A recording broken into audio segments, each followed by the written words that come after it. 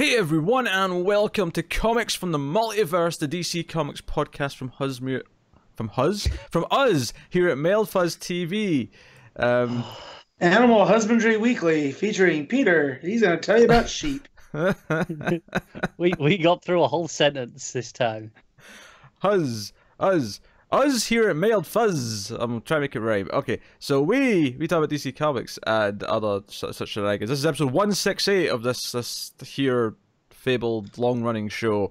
Which... dilapidated ship that's just barely cruising along because we have just enough fabric left in the sails. Is that a reference to the fact that there seems to be very few books each week this month? Because it's like, the sales are made up of the pages. I was just going off a pirate ship theme. Comes from the Multiverse, the Flying Dutchman of podcast. I got plenty of steam, plenty of wind, certainly. I'll be farting a storm throughout this episode. Hey, hey Connor. Yeah, there's always the mutiny option. I'm down. Pete's the captain that hasn't realized like we're gonna have to resort to cannibalism. Hey Matt, what? Are you excited for that new Obi-Wan Kenobi show? I am. Is it official, or is it still just a rumor? It's as official as it can get without an actual statement from Disney. You know, all the big guys are reporting on it as if it's fact. I suspect we'll hear something about it at D23 next week. Yeah. I don't need you guys to mute any. I'm going to shoot you anyway. Yeah. Now if we get the guns first, Pete.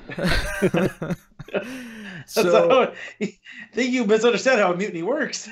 We're overthrowing your power. I'm going to preemptively sneak into your cabins in the middle of the night and garrote you with piano wire. All right, because there's a piano on the ship. I just decided that right there and then. Yeah, that's why we're mutinying. So Pete's like Captain Hook that maintains an organ on the ship despite only having one hand. Like, why do we need this? He can't even play it. I can knock out at least half of the Halloween theme in one hand. Thank you very much. I'll do that. He's got his other foot up there trying to play with his toes. We talk about DC Comics on this show eventually, and coming up on this week's show, we have got Event Leviathan issue 3, we got Wonder Woman 76, The Flash 76, Batman and the Outsiders number 4, Hawkman 15, and Batman Universe issue 2. And you're thinking to yourself, but wait, it's week 2. Where's Superman and Supergirl? Well, there was news of them being recalled. Well, not even recalled, just please, stores, can you destroy your copies, and we're going to send you out new ones in a couple of weeks. So they got pushed. Effectively, from our perspective, they're just delayed. And for the record, I could not acquire one, and I tried. They were popping up on eBay a little bit for extremely high prices because essentially they just became collector's items because they were told to be destroyed. So now they're valuable. Yep. And my shop owner said, "Don't even think about going to the dumpster because I will be waiting." What's the risk? You had a bouncer for the day, just a big baseball bat, just waiting for Matt, just in case Matt tries to go dumpster diving. Dear. But yes, odd month this month actually. The weeks have been very quiet due to delays and whatever else that's been happening. Obviously some new things are starting next month and especially in October, but August has been an oddly laid back. It's been quiet. Like this is week 2. It's quite obviously next week's quiet because it's week 3, but week 4 isn't insane. No, week 4 is still kind of normal. It's just 7-8 books. So it'll probably feel bigger in comparison to weeks 1, 2, and 3. Yeah. But yeah, it's not that bad. Yeah, it's been kind of a weird month. But hey, which is for the record, before we get any further, let me just make it clear. We have like 3, maybe 4 books in total next week, not including Patreon picks. So we will be wanting questions next week. So by all means, send them to the Twitter at DC Comics Podcast, or send longer questions to the email, which is mftvquestions@gmail.com. That's mftvquestions@gmail.com.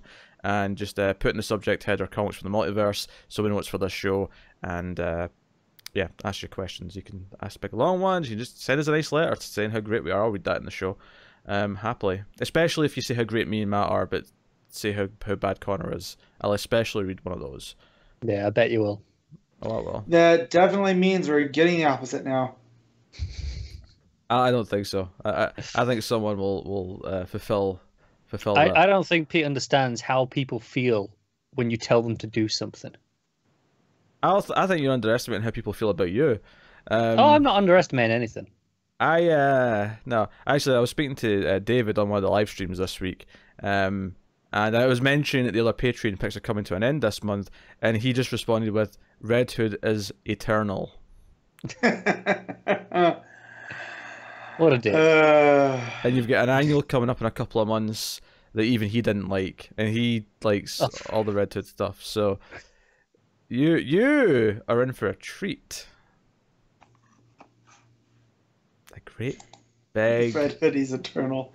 That is a threat or something you come across in a satanic movie? A terrifying t-shirt is what it is. Yeah. Yes. Why is that a request for a t-shirt? Yeah, Carl should walk around conventions wearing a t-shirt just saying Red Hood is eternal. You would have to pay me to wear that. No, the shirt is that Connor guy is terrible. The worst. I believe the worst, that's what it was. The iTunes or Apple Podcast review for one of our other shows was that Connor guy is the worst. I would like to make a correction. It was the Connor guy, not that. The Connor guy. Because that was even weirder as a sentence. Okay, the Connor guy is the worst. I mean, it's a sentiment we can all get behind. It's a sentiment we can all enjoy. I feel. I have said quite happily, I'll wear that t-shirt. You don't need to pay me for that one. I'd happily wear that. Not wearing that Red Hood one, though. That can piss off and burn in hell. Red Hood is eternal. Red Hood is eternal, and Rick Grayson is the best type of dick. That's what's on the back. Oh, no. Yeah, you don't want that. You really don't want that. Connor, what you drinking? It's a knockoff Red Bull. Okay. Thought it might be something good. No. It's really not. I'm just drinking water for the record. Nothing fancy. I have a coffee in my Dark Phoenix did so bad at my local movie theater that they've been offering like a bucket and cup combo that's like outrageously priced. But they ordered, I guess, entirely too many cups. So if you got a large drink, they were just giving you the cup for free. So I got a very large water. I think I got dehydrated over the course from Thursday to Friday. So I got to make sure I drink my water. Yeah, it's always good. Dark Phoenix did so bad that Disney are basically, I mean, they're not done this yet, but it's the way they're talking about it, it sounds like they're going to use this as an excuse just to shut down Fox entirely. And they always knew it was going to do bad because the build-up was horrendous for it. But the way they're talking about it now is that they just don't want to deal with Fox anymore. Like, no, we'll just shut down all their productions. Because they officially cancelled like 300 projects in the last week. Yeah. Which most of them we probably wouldn't have heard of anyways. Yeah. But, and I do like to point out, it's not like Fox was doing great. That was kind of the premise of the sale in the first place. So yeah, that's true. No, it's just sad because it's one less place making movies, and Disney saying we don't feel comfortable about Jojo Rabbit when Disney aren't making anything like that. It's just for the sake of more variety. Well, it's just a shame that as of right now, Disney's not making anything that's not a remake. So I'm talking about the actual studios, like Pixar and Marvel are doing things, Marvel Studios, but even Disney itself, I can't think of the last original thing they've done. Yeah, but even if you include those, though, Disney's output is basically Marvel, Pixar, Star Wars remakes. That is like 90-something% of their output right now. And here's the thing, I'm a big Disney household. We still haven't seen Lion King, because why? And I love the Lion King, but I love Donald Glover. This should be something I went to see, and I just couldn't. Yeah. I think Aladdin did me dirty. And that just set the precedent. Aladdin did me dirty. That's a fantastic sentence. I realized this year, and that's been true for a couple of years, but I used to go and see a movie almost every week in the summer. There'd be a blockbuster or something fun every week that I'd want to go see. And I feel like this year, other than the Marvel movies, and then you had something that snuck in Midsummer, but I wouldn't really count that as a summer movie in the same way that I'm talking about. It's called Midsummer, Pete. It is called Midsummer, but it's an arty horror movie. It's not exactly what I'm thinking of here. But all the other blockbusters from the other studios are just so unappealing. Men in Black looked kind of rough, and then even you hated it. Yeah, even you hated it, and you were like, I fell asleep, and I think I made the better choice. I don't. Yeah, that wouldn't surprise me. Right, I'm also just realizing that I've got you up a little bit, so that was great. Tweak that just a touch. So unprofessional. Yeah, so yeah, Matt and Cora may have been a touch loud for that first little portion, but not unbearably so. Good thing I didn't try out my death metal scream. I I would know. have blown out some eardrums. That would have been rough. That would have been rough. But no, like Men in Black look kind of meh. What else came out this summer, blockbuster wise? Because a lot of them tanked. Like Hobbs and Shaw. Hobbs and Shaw. Yeah, but Pete, like, Hobbs and Shaw is Hobbs and Shaw. Like, it's gonna do well just based off of, you know, it's gonna do as well as probably the worst Fast movie. You know what I mean? Like, it's a franchise. Sure. No, I just mean from a because again, it's another Fast and the Furious movie. There was nothing. I'm trying to think of what else there was. There was that Lion King. Let me check. Aladdin, yeah. Aladdin was quite early though. I don't even know that was summer. Yeah, that was in May.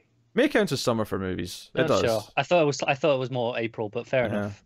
Hell, even the end of April's starting to count now because that's when. I mean, yeah, okay, but that's because we're stretching the goalposts a little bit here. Yeah. Hey, that's not me doing that. That's the studios doing that. I'm just. Well, if they have it their way, give it 2 years, and we'll be counting February as summer because you know they like releasing. We had John Wick Parabellum. That was okay. In May. That's pretty good. Yeah.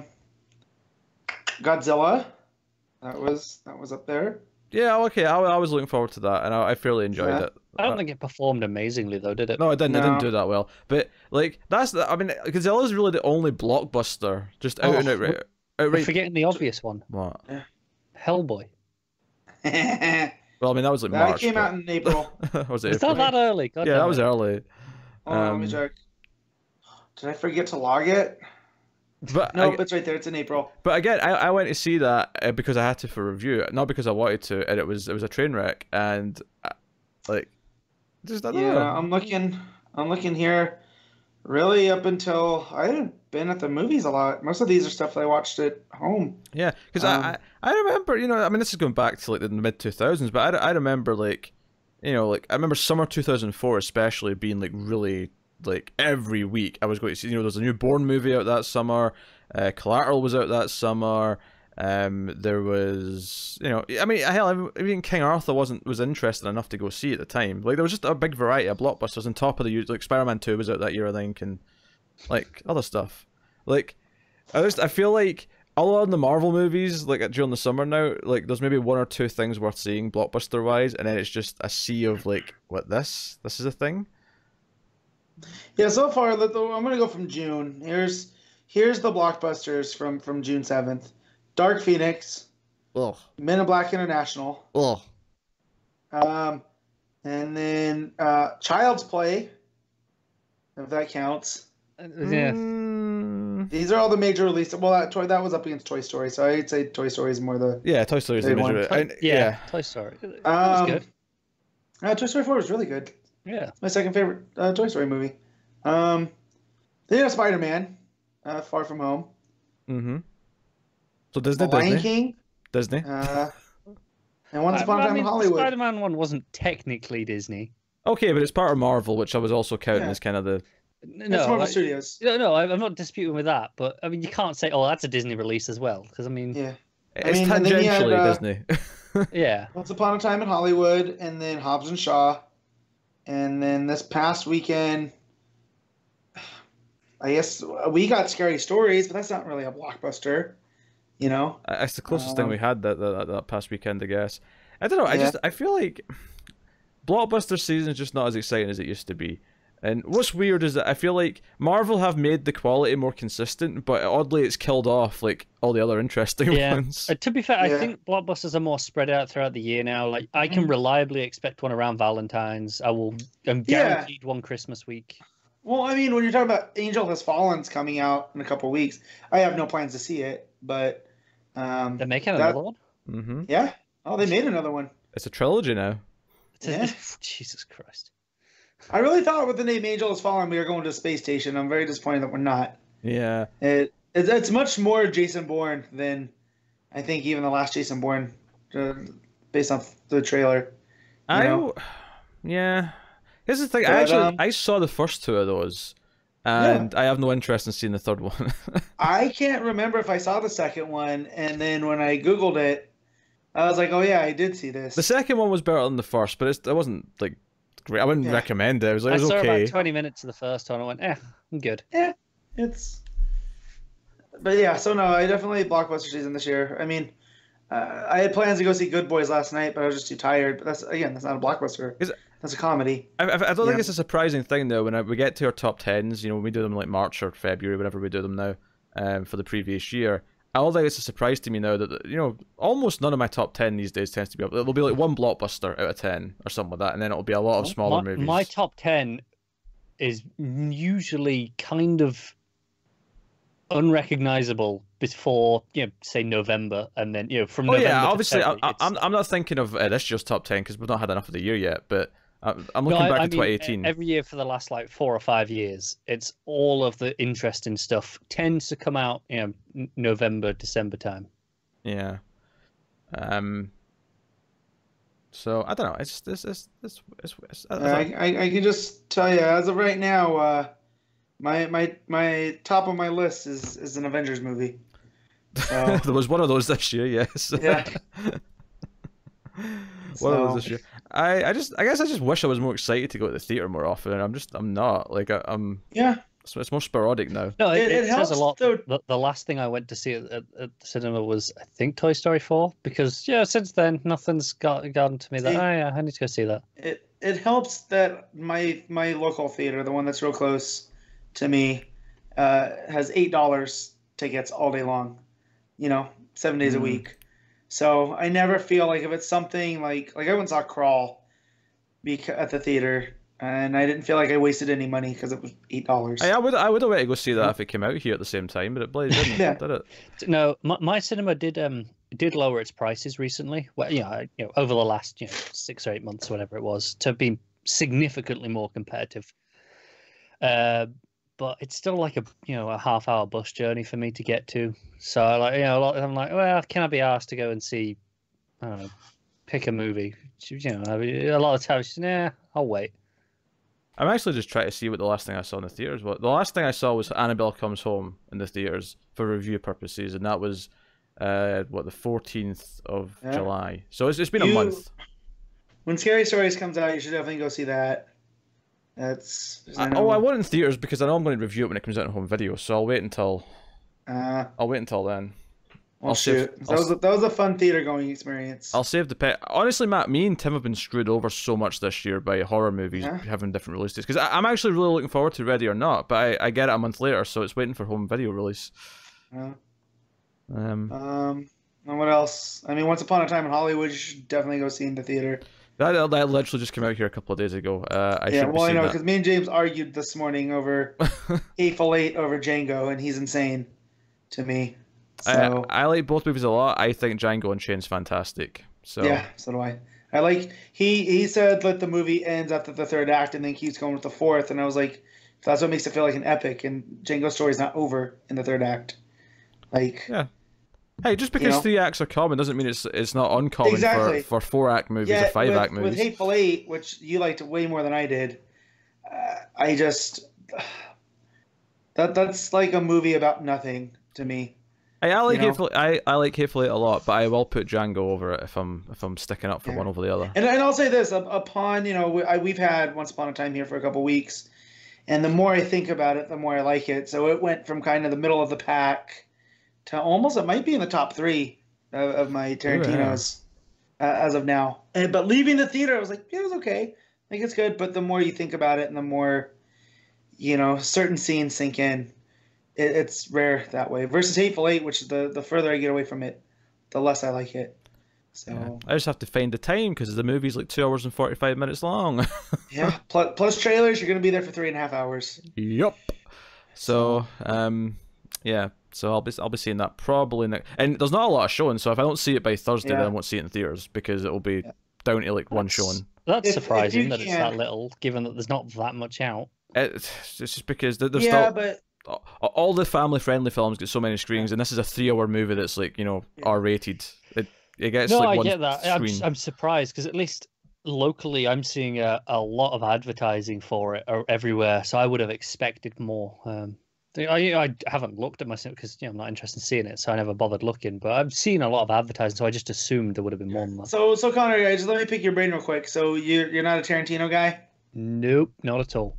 This should be the one you should see. Like if you're gonna see one, because this is the the least Tarantino. Yeah, there's no way I'm gonna go and sit through an almost 3-hour Tarantino movie. it's- Not a chance. Oh man, I'm telling you. No. If you have Death Proof on one, which is like the most like Tarantino, like just what's the word I can indulgent of him just being like versus this one, which 3.5 hours or 3.5 hours, almost 3 hours, feels that indulgent, but really it's not. It's the performances are there. I think my brother's seen it twice, and he can't get to the movies that often. So the fact that he went and saw it. I haven't seen the last handful. The more recent releases. I just haven't bothered seeing any of them because after 3 or 4 Tarantino movies, I was like, do you know what? I don't think I like Tarantino movies, so I just stopped watching them because they tend to be long, and I don't have time to watch something that I know I'm going to dislike. Yeah. I mean, it's the same reason I never went to see Avengers in the cinema because I was just like, I'm not saying that for 3 hours. I forget who I'm talking to. You're hopeless. Hang on. Every week for the last 2 months, you've been going, do you know what? I'm not going to read anything. I don't want to read anymore. I haven't got the time. Yeah. And then you're telling me, oh, go watch this almost 3-hour movie that you're probably not going to enjoy that much. Here's the difference, though. Movies versus comics are a little bit different. You know what I mean? Like, when you make the decision to go to the theater, that's the thing. Not reading a comic, that's just hey, do I want to spend more time with my wife or sit and read a comic I'm not going to enjoy? A comic I'm not going to enjoy takes me maybe 15 minutes, right? No, it's not happening. I'm just telling you, it's. I got better things to do.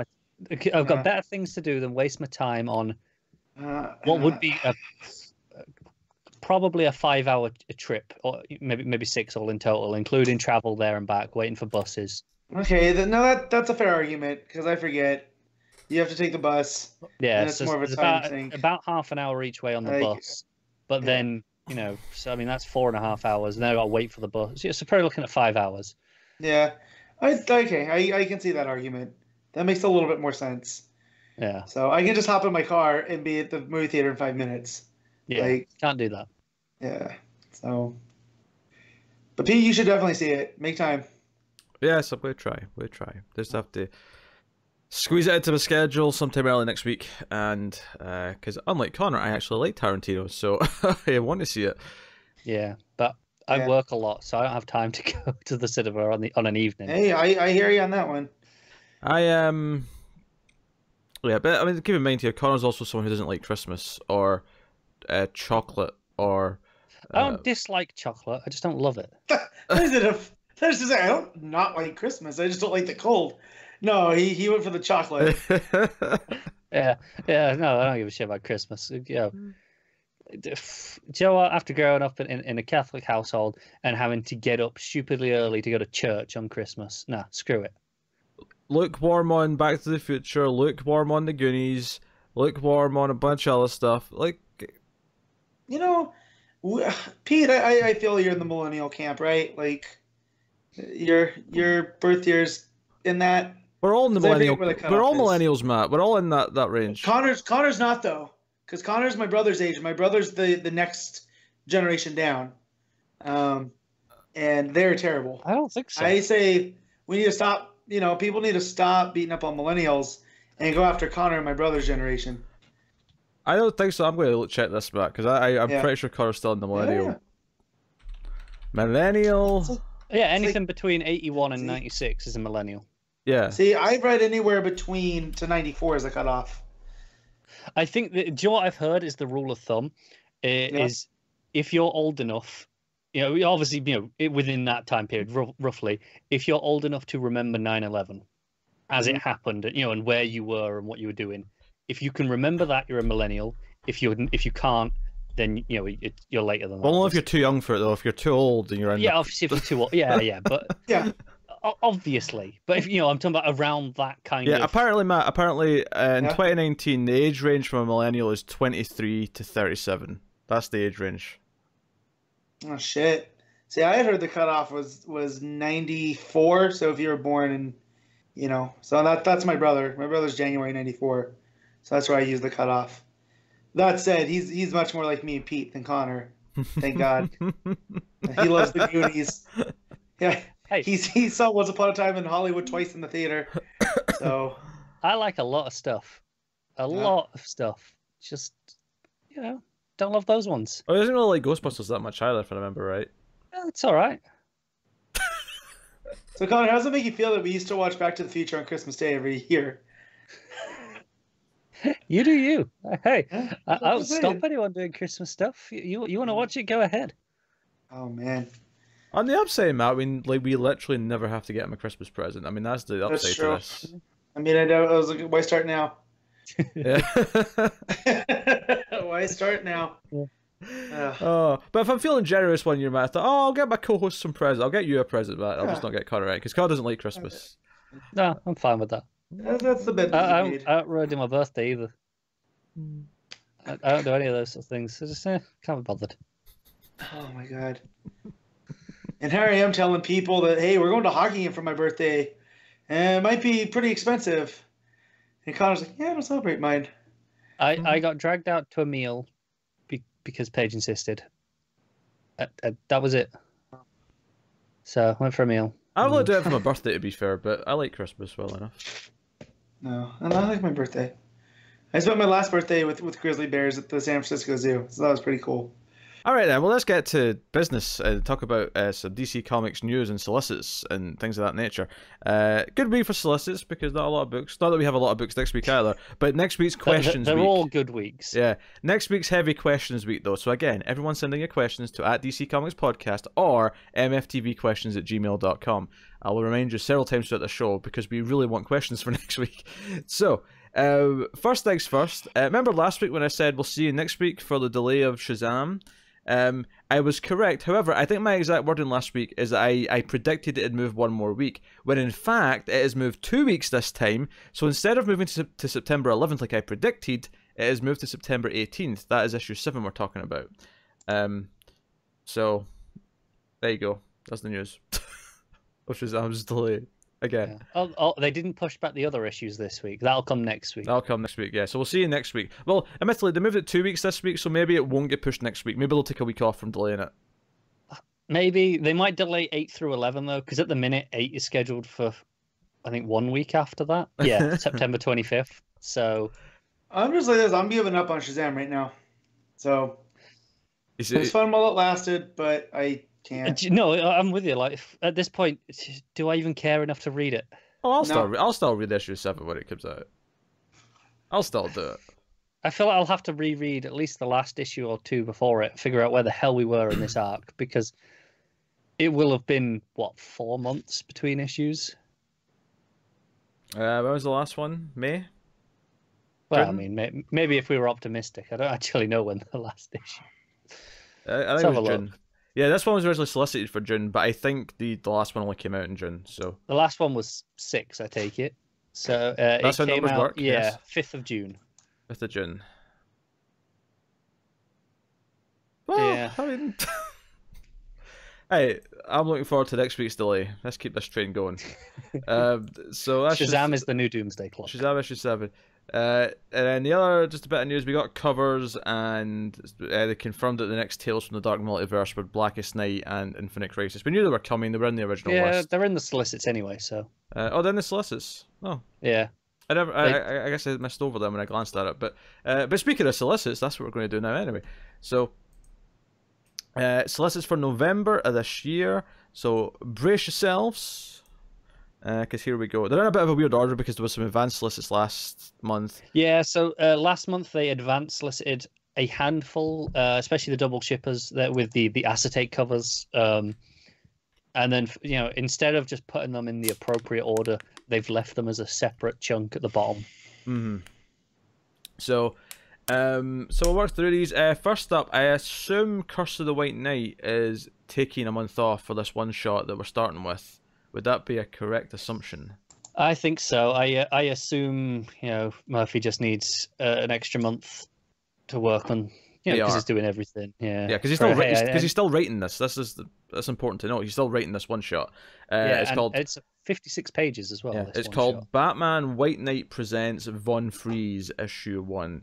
So it's delving into the free stuff that he introduced in the first story. So that's coming out. It's a $6 56-page comic, which is coming out on week 3 of November. That's a good week for it, I suppose. Next up, well, I should tell you the artist on that. Actually, the artist on that is Klaus Janson, maybe Janssen. I'll say. Yeah. There we got the next of the horror books that they announced in that big batch before, the Dollhouse Family by Mike Carey. So that's coming. Hey, that's the guy that. Wait, no, that's Mike here. Never mind. Who's the Mike that does? Is it Flanagan? Who does all the Netflix? Yeah. Okay.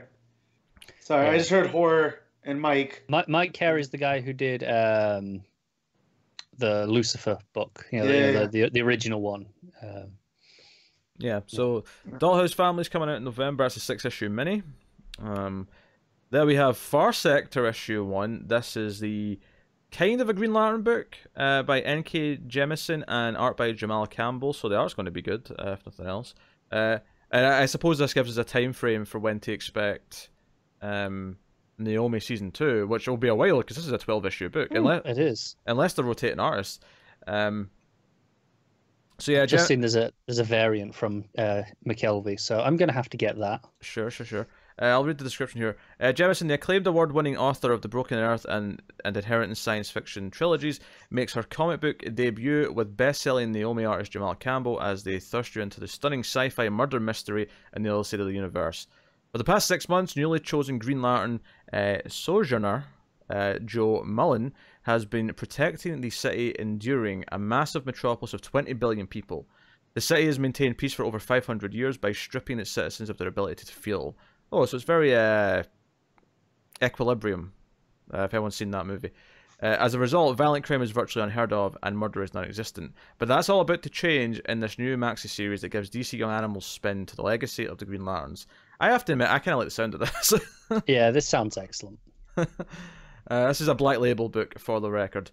So it's I've noticed that they're actually labeling which section they're coming under now in the solicits under the price. It said the FC. It'll tell you DC Black Label or just DC or whatever department it's coming out under. Yeah, that's where I read that there. I read Black Label. Yeah.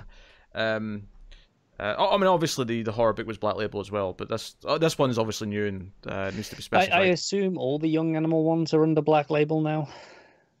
Yeah, probably. Yeah, probably.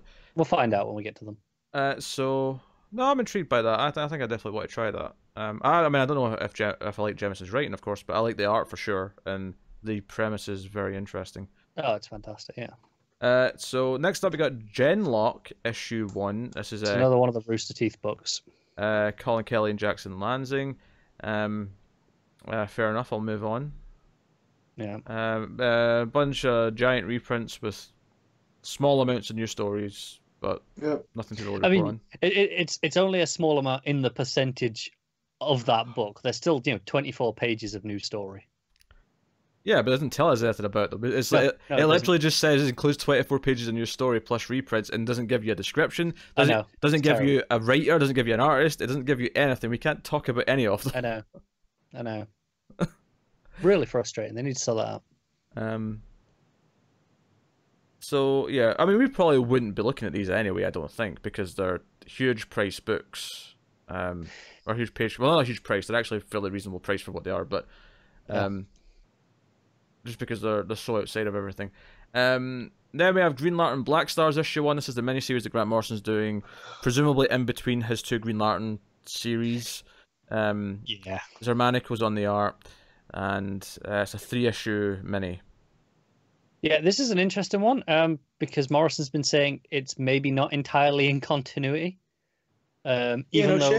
Even though it follows on from the ending of Green Lantern 12, it seems to be I don't know, some sort of alternate universe that happens at the end of that. Maybe I'm not entirely sure, but I don't know. Seems interesting. 3-issue mini. Zamanico's good. Yeah, I'm down. No, obviously you are, but I assume Matt's going to be like me and not checking this out. Yep. Nope. Fair enough. I want my Green Lantern back. Damn it. Yes. Yeah. Oh, I heard some horrible news that apparently, and I assume it's going to be retconned or fixed or whatever. But apparently, in Justice League Odyssey, spoilers for Justice League Odyssey this week. Apparently, Jessica got dusted by Darkseid or something like that. Fix that shit. Yeah, that's not gonna happen. Fix that shit right now, DC. That's probably just a comic cliffhanger, though, isn't it? Probably. Next up, there's a He-Man the Masters of the Universe comic. This is issue 1 by Tim Heck Seeley. yeah. So, 6-issue mini. I don't give a shit. Sorry, Masters of the Multiverse, not Masters of the Universe. Yeah. Oh, sorry, Masters of the I just read that on autopilot and didn't even notice the word change. I have never seen a He-Man thing in my life, so I don't give a shit about this comic. Wait, you've never seen the Dolph Lundgren movie? No. No, I haven't With Frank Langella as Skeletor? No. No. Oh, man. He-Man was just not really a thing over here. Rumor is that was originally supposed to be a New Gods movie. And like it started from a New Gods script. So that's why it's very unlike the cartoon. And someone bought it and decided to make it Masters of the Universe instead. So imagine Frank Langella in the 80s as Darkseid. Okay. I don't think I know anyone on a personal level who I grew up with that has seen anything He-Man ever. Yeah. He-Man's just a non-existent thing here. Same with G.I. Joe. Both of those things were just not Yeah, things. that's because we had Action Man instead of G.I. Joe. I never saw Action Man either, though. G.I. Joe is so good. I feel like the Fast and Furious movies are becoming G.I. Joe. Yeah, that I could see that. Well, I say that having never seen any G.I. Joe. If you see Hobbs and Shaw, there's a definitely Cobra element this time around. So We'll take your word for it. Yeah, I mean, I might put Hobbs and Shaw in the background someday. Actually, we're recording our streams after midnight this week. I'm just mentioning this because it's somewhat relevant to DC because I watched Brightburn last night, and I have thoughts. yeah. Just as a question, without going into it too much, Yeah. does it deliver on the promise of that first trailer of, hey, this is Man of Steel done with the real intent? Yes. Does it deliver on that? Yeah, kind of. I think I almost wish I saw it without seeing the trailer though, just because like it took like 2/3 of the movie to get to a point where I just didn't know exactly what was going to happen because it was just all in the trailer. And I wish I wish it was a movie I stumbled onto in TV at like 4 in the morning and was like, oh, what's this movie? Oh wait, this is just doing Man of Steel. What the hell? Like I wish I just stumbled onto it. Yeah. It's definitely one of those. It's like if one of those sci-fi parody movies was given an actual budget, Yeah. so they could do a decent story. But yeah, this is just like. I will say this, Matt. The sort of stuff in the mid credits, hinting at more stuff, really made me laugh when I realized what they were poking fun at. Yep. So. And when that actor shows up at the end, I definitely popped. Oh yeah. So you guys are gonna have to tell me all about this on the next. So I will say it's not a great movie. It's not a great movie. I think it's perfectly fine though. It is a nice B horror, pulpy. It could be paced better. I think it needed. Yeah. Honestly, I think it needed a couple more kills because the kills that are there are actually really good, but it needed a couple more. Yeah. There's a moment there where something happens with an eyeball, and I winched my head over this way, and the lady sitting 8 seats away from me did the same, and we both looked at each other and shared a share the moment. Gross. Share the moment. Yeah. So no, it was more the jaw thing that I really liked, but Anyway, so moving on to more solicits. John Constantine Hellblazer issue 1 as expected by Cy Spurrier and Aaron Campbell, obviously following on from the one shot from Halloween, so this was as predictable as anything that this was going to be in here, but here it is. Then we have the Infected King Shazam issue 1, which is a one shot, and this is Cena Grace and Joe Bennett. And is this tied into the Batman Superman book? I believe so. Yeah, I would have thought so. Yeah, Batman Who Laughs is there in the description. Yeah. So yeah, there's a one shot tied into that. Interestingly, not by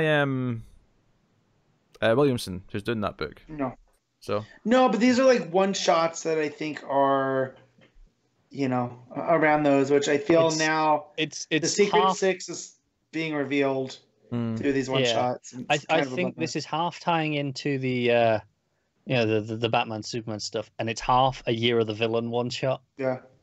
Yeah, just making it confusing. And then likewise, there's a second one of these called The Infected Scarab issue 1 by Dennis Hopeless with art by Freddie E. Williams II. Yeah, Marquez does the covers for both of those, and they are both fantastic covers, and both of them look terrifying in the best way. Yeah, I can't say I'm excited for these one-shots specifically, but if I get really into Batman Superman, I might be more inclined to try them. Yeah, I'm with you. Tie-in one-shots, though, for me, need to kind of try and sell me on them, because more often than not, I'll read them and go, this was just a cash grab. Yeah. That's how I feel most of the time when I read a tie-in one-shot. And next up, Matt, it's time. Yep. Obviously, there's the 2 issues leading into this, the Millennium things, but here we have Legion of Superheroes issue 1 by Bryan Michael Bendis with art by Ryan Sook. It's happening. After 3+ years. The Legion lives again. Yeah, after 3+ years, the Legion is indeed living. For how long remains to be seen, but the Legion is indeed living. Yep. Oh, dear. Yeah, I'm looking forward to it. I'm excited. Yeah, I'll check it out. I'm excited. See how it goes. You guys not going to talk about... yeah, I was going to say, John Kent being front and centre. Well, we knew this already, because this was already in a lot of the images they released in Millennium and stuff, right? Yeah, but the solicit fully is like, this is Superboy and the Legion of Superheroes. Yeah. Which keeps him out of the other super books for a while, you know, because it keeps him with Legion. So there's not too many super characters running around, and yeah, I'm okay with this, and I'm looking forward to it. Cover's quite nice. That Jamal Campbell. Yeah, I might have to buy multiples of this now. It's Ryan Sook. Ryan Sook. Variant cover, Jim Chung. Yeah. So no, probably the big new #1 for the month, I would say, out of them.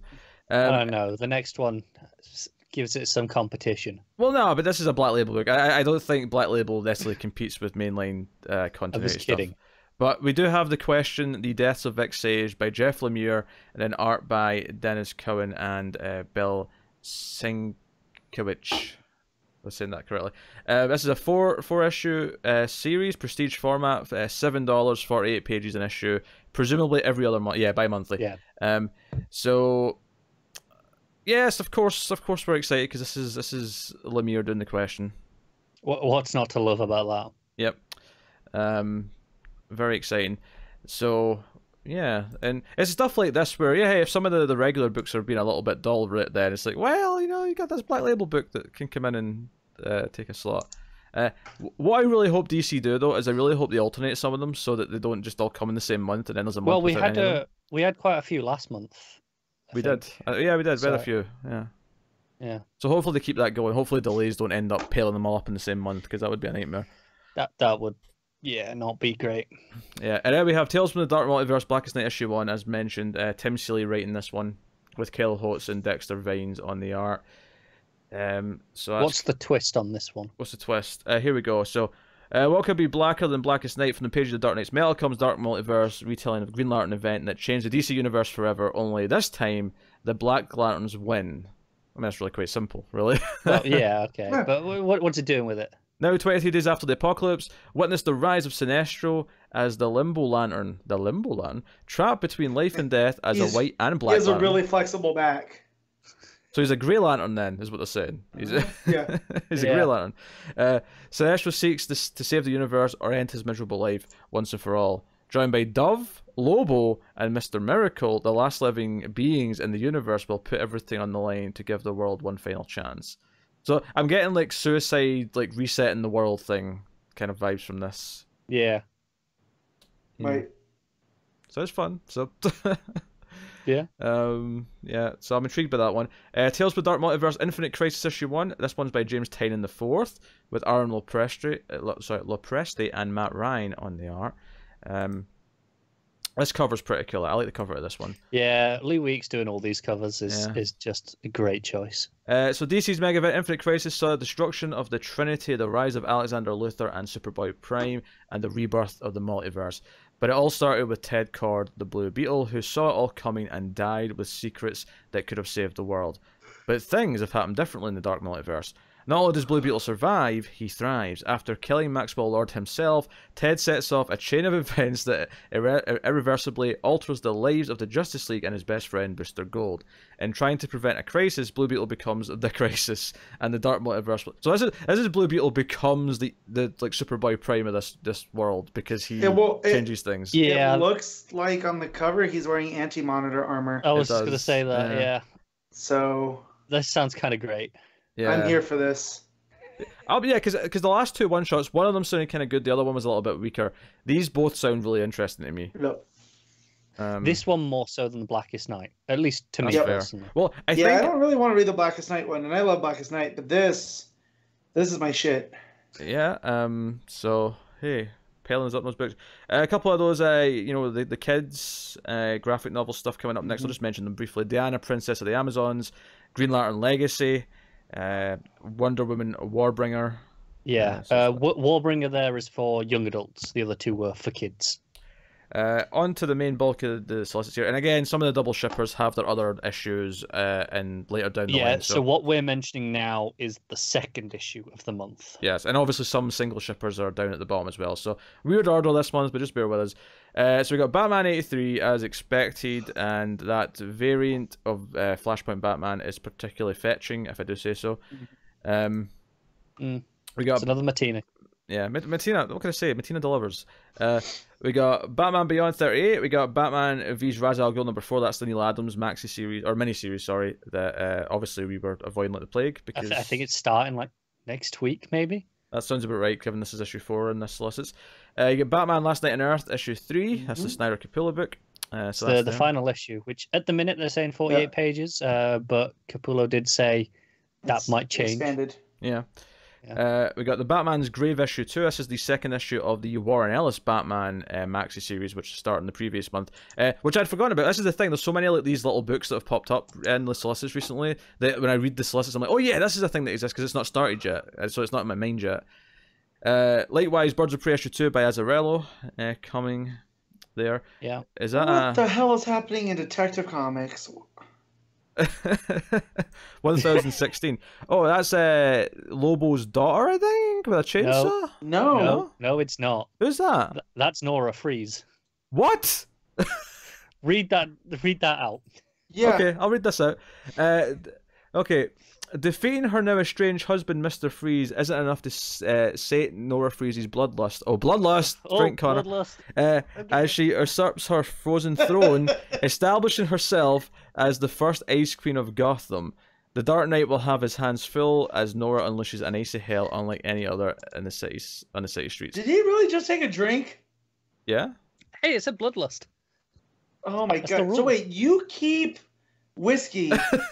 I mean, there's like 15 bottles right there. It's not for this purpose. It's just where I keep it. He drinks for the old Arrow drinking rules should they arise, one of which was bloodlust. He also often will drink when I make my certain reference, which may or may not happen this episode. Only if he does it too many times and it's annoying me. There's the one on the TV news where if a TV show's description has personal and professional lives in it. Yeah. Yeah. Because a lot of shows describe that the characters go, and this will have effect on both their professional and personal lives. It's like an overused thing. I'm just shocked he bent down. I thought he was doing a bit, and no. Oh man. No, I commit. Excellent. I thought that was an art germ cover on Birds of Prey, but it's actually I did as well. Derek Chu. Yeah, I did that. It's nice though. No, it's nice, but it's very art germ in style.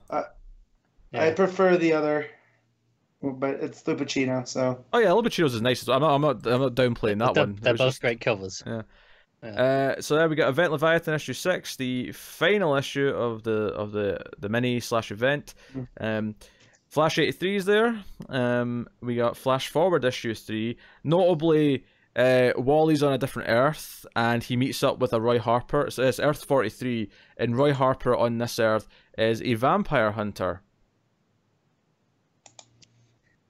Yeah. What could I reference? What could I reference at this point in time? Hey, I know what you want to do, but I'm trying to save Connor's liver. Did you see what the other cover, the Lee variant? It's real nice. Who's on there? Oh, it's Tempest Fugit from Sideways. Yeah. So that's interesting, and also upsetting. Yeah, I did see an article about that last week. Apparently, it's going to be quite a major part of that book. Sideways or Tempest Fugit? Tempest. Yeah. Okay.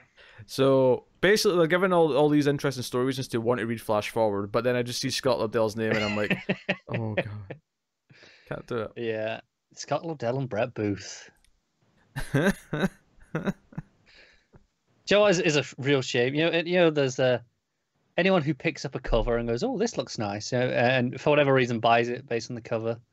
They've got, that gorgeous Doc Shaner cover or that pretty great looking Lee cover, and then you open it, and it's Scott Lobdell and Brett Booth. That's gotta hurt. Yeah, that man, that Shaner cover is fantastic. Mm-hmm. Like, it screams Halloween.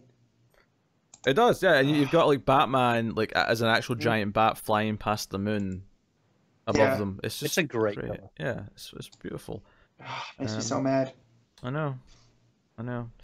But hey, next up we got Freedom Fighters issue 11, second last issue. So that's cool. Gotham City Monsters, if you forgot that was a thing because it's not started yet. Steve Orlando's book is coming. Yep, 3 of 6. 3 of 6. But did we know it was a mini? I think we did. Yeah, I think it was always okay. Which I think for the sake of us thinking there's too many books, it's good that there's a lot of these that are just minis. I agree. Yeah. That the problem is showing when up these finish, they'll replace them with other minis. Well, no, but that's the thing though. All the doubles are going to single come January. But see, that's kind of what I've always wanted them to do, is treat it like a,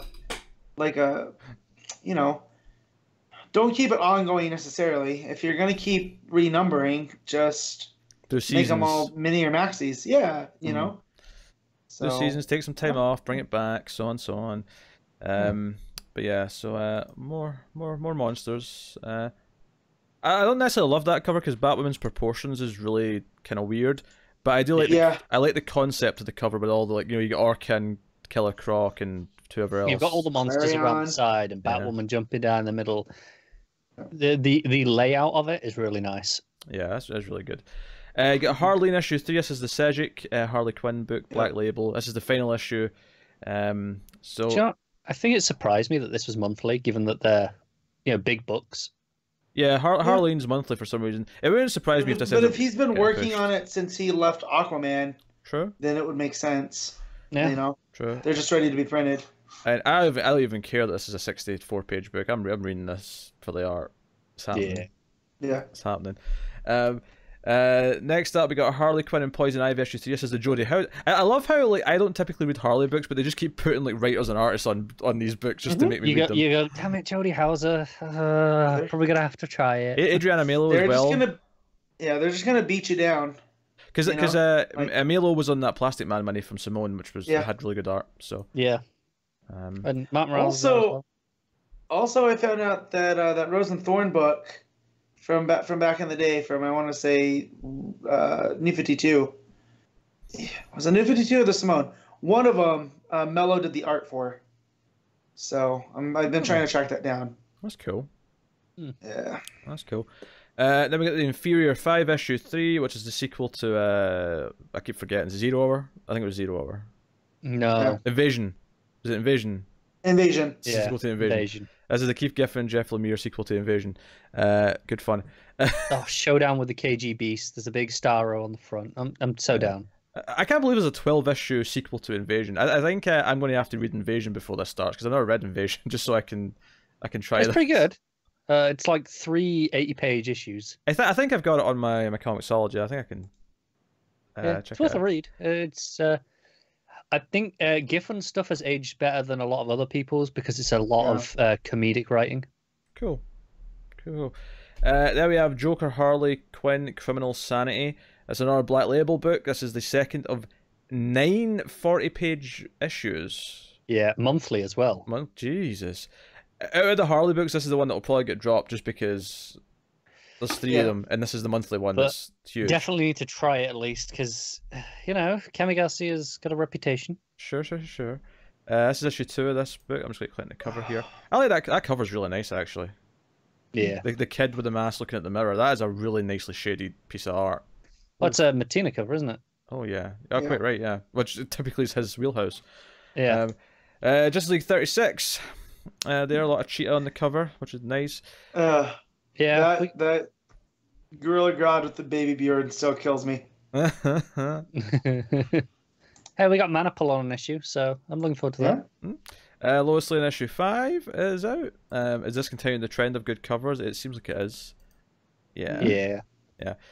We got Looney Tunes book, of course, Mad Magazine or whatever. Martian Manhunter issue 10 of 12 is out. Then we have Metal Men issue 2. This is the second issue of the Dan Didio book, which did actually sound quite intriguing from the first Solicits. So be checking that out in October. There's the other Rooster Teeth thing, Ruby issue 2. Yeah.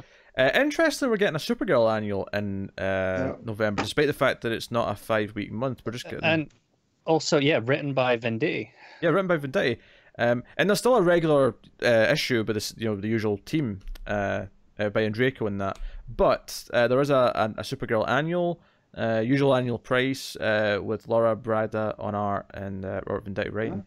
So by the sounds of it, it's talking about Batman Who Laughs Infection. I think this is kind of like those the Secret Six one-shots we had just earlier. Tying into that, but they've just went, well, we'll just do it as an annual instead. And I don't know why. Yeah, there's a weird choice. I guess because Supergirl has a book ongoing, and I know Shazam does, but it would be really weird to have a Shazam annual when there's not been an issue in 4 months. Hey, you know what a Shazam annual is called? Issue 7. Yeah, is this a? That was a funny joke, Matt, just for the record. Oh, it's actually quite good. Yeah. But is this like a flashback issue? Is that why it's maybe not getting the infected tagline? Maybe. Because it says, what was Supergirl's last day on Krypton like? Before her entire world came crumbling down, did she get to say goodbye to her loved ones? Tell the boy who sat next to her in science class her true feelings for him. Oh, that bit's so tedious. Take a deep dive into Supergirl's darkest regrets and desires. The Batman Who Laughs infection takes over. So she is infected, but it seems like it's making her go into a flashback. It says it takes over her core memories and twists them. So it won't be exactly what she experienced. It'll be a twisted version of that. So pseudo flashback. Okay. I wouldn't say I'm super pumped, but again, if I'm enjoying Batman, Superman, and you might try it. We're not too heavy that week. It depends how many of the books we try in October I keep. Yeah, the second month. I'm concerned about November. Yeah, we got Superman's pal Jimmy Olsen issue 5 of 12 as expected. With a great little solicit. That cover cracked me up. Oh, that's a good cover. Oh, he's in a Batmobile. Oh, hello. Yeah. That's interesting. Yeah. Wonder Woman 83, notably by it's an Orlando issue. But I believe I think the other one's still Wilson, so it may just be another one issue off like before. That prison cover is one of the best. Yeah, buddy. That's phone background material. Mm-hmm. Yeah, it is. Like just the reds and how she blends in with the background. Yeah, that's real nice. Yeah. Can't follow you. Basketful of Heads issue 2. This is the horror book that starts in October, the Joe Hill one. So that's issue 2 of 6 of that coming out. Interesting there with the way the Sea Dogs backup is working. So the first part of the backup was in Basketful of Heads issue 1. Part 2 was in the Dollhouse one. With the Dollhouse one, and then part 3 is in this one. I also just want to point out how much I like that cover for Basketful of Heads issue 2, because that's good. It's just like it's like someone's legs walking through a beach and they're holding an axe, but there's like blood going into the water from the axe. Yeah. It's really nice. Books of Magic 14, The Dreaming 15, House of Whispers 15, The Last God issue 2, Lucifer 14. I'm just sort of firing through these Sandman universe books. Just on the Last God issue 2, I just noticed there that's actually longer, 32 pages with 28 story pages. So it's an extra $1. So I think the first one probably was, but we didn't think too much of it because it was an issue 1. Interesting to see that continuing. And then you got your Young Animal books, Collapser issue 5, Doom Patrol Weight of the Worlds issue 5. Which, just on that one, is worth mentioning is a different team. On what? The Doom Patrol one. Oh yeah, it's Becky Cloonan and Michael Conrad on that. Yeah. Yeah, and apparently it's incredibly meta. It's a comic book fan going into the world, and yeah. Sounds like an issue of Doom Patrol. Exactly. We got Dial H for Hero issue 9. I guess we're into the Young Justice stuff now. Out of 12 now, that is. And then we got Wonder Twins issue 9. Now of 12 because these both got extended.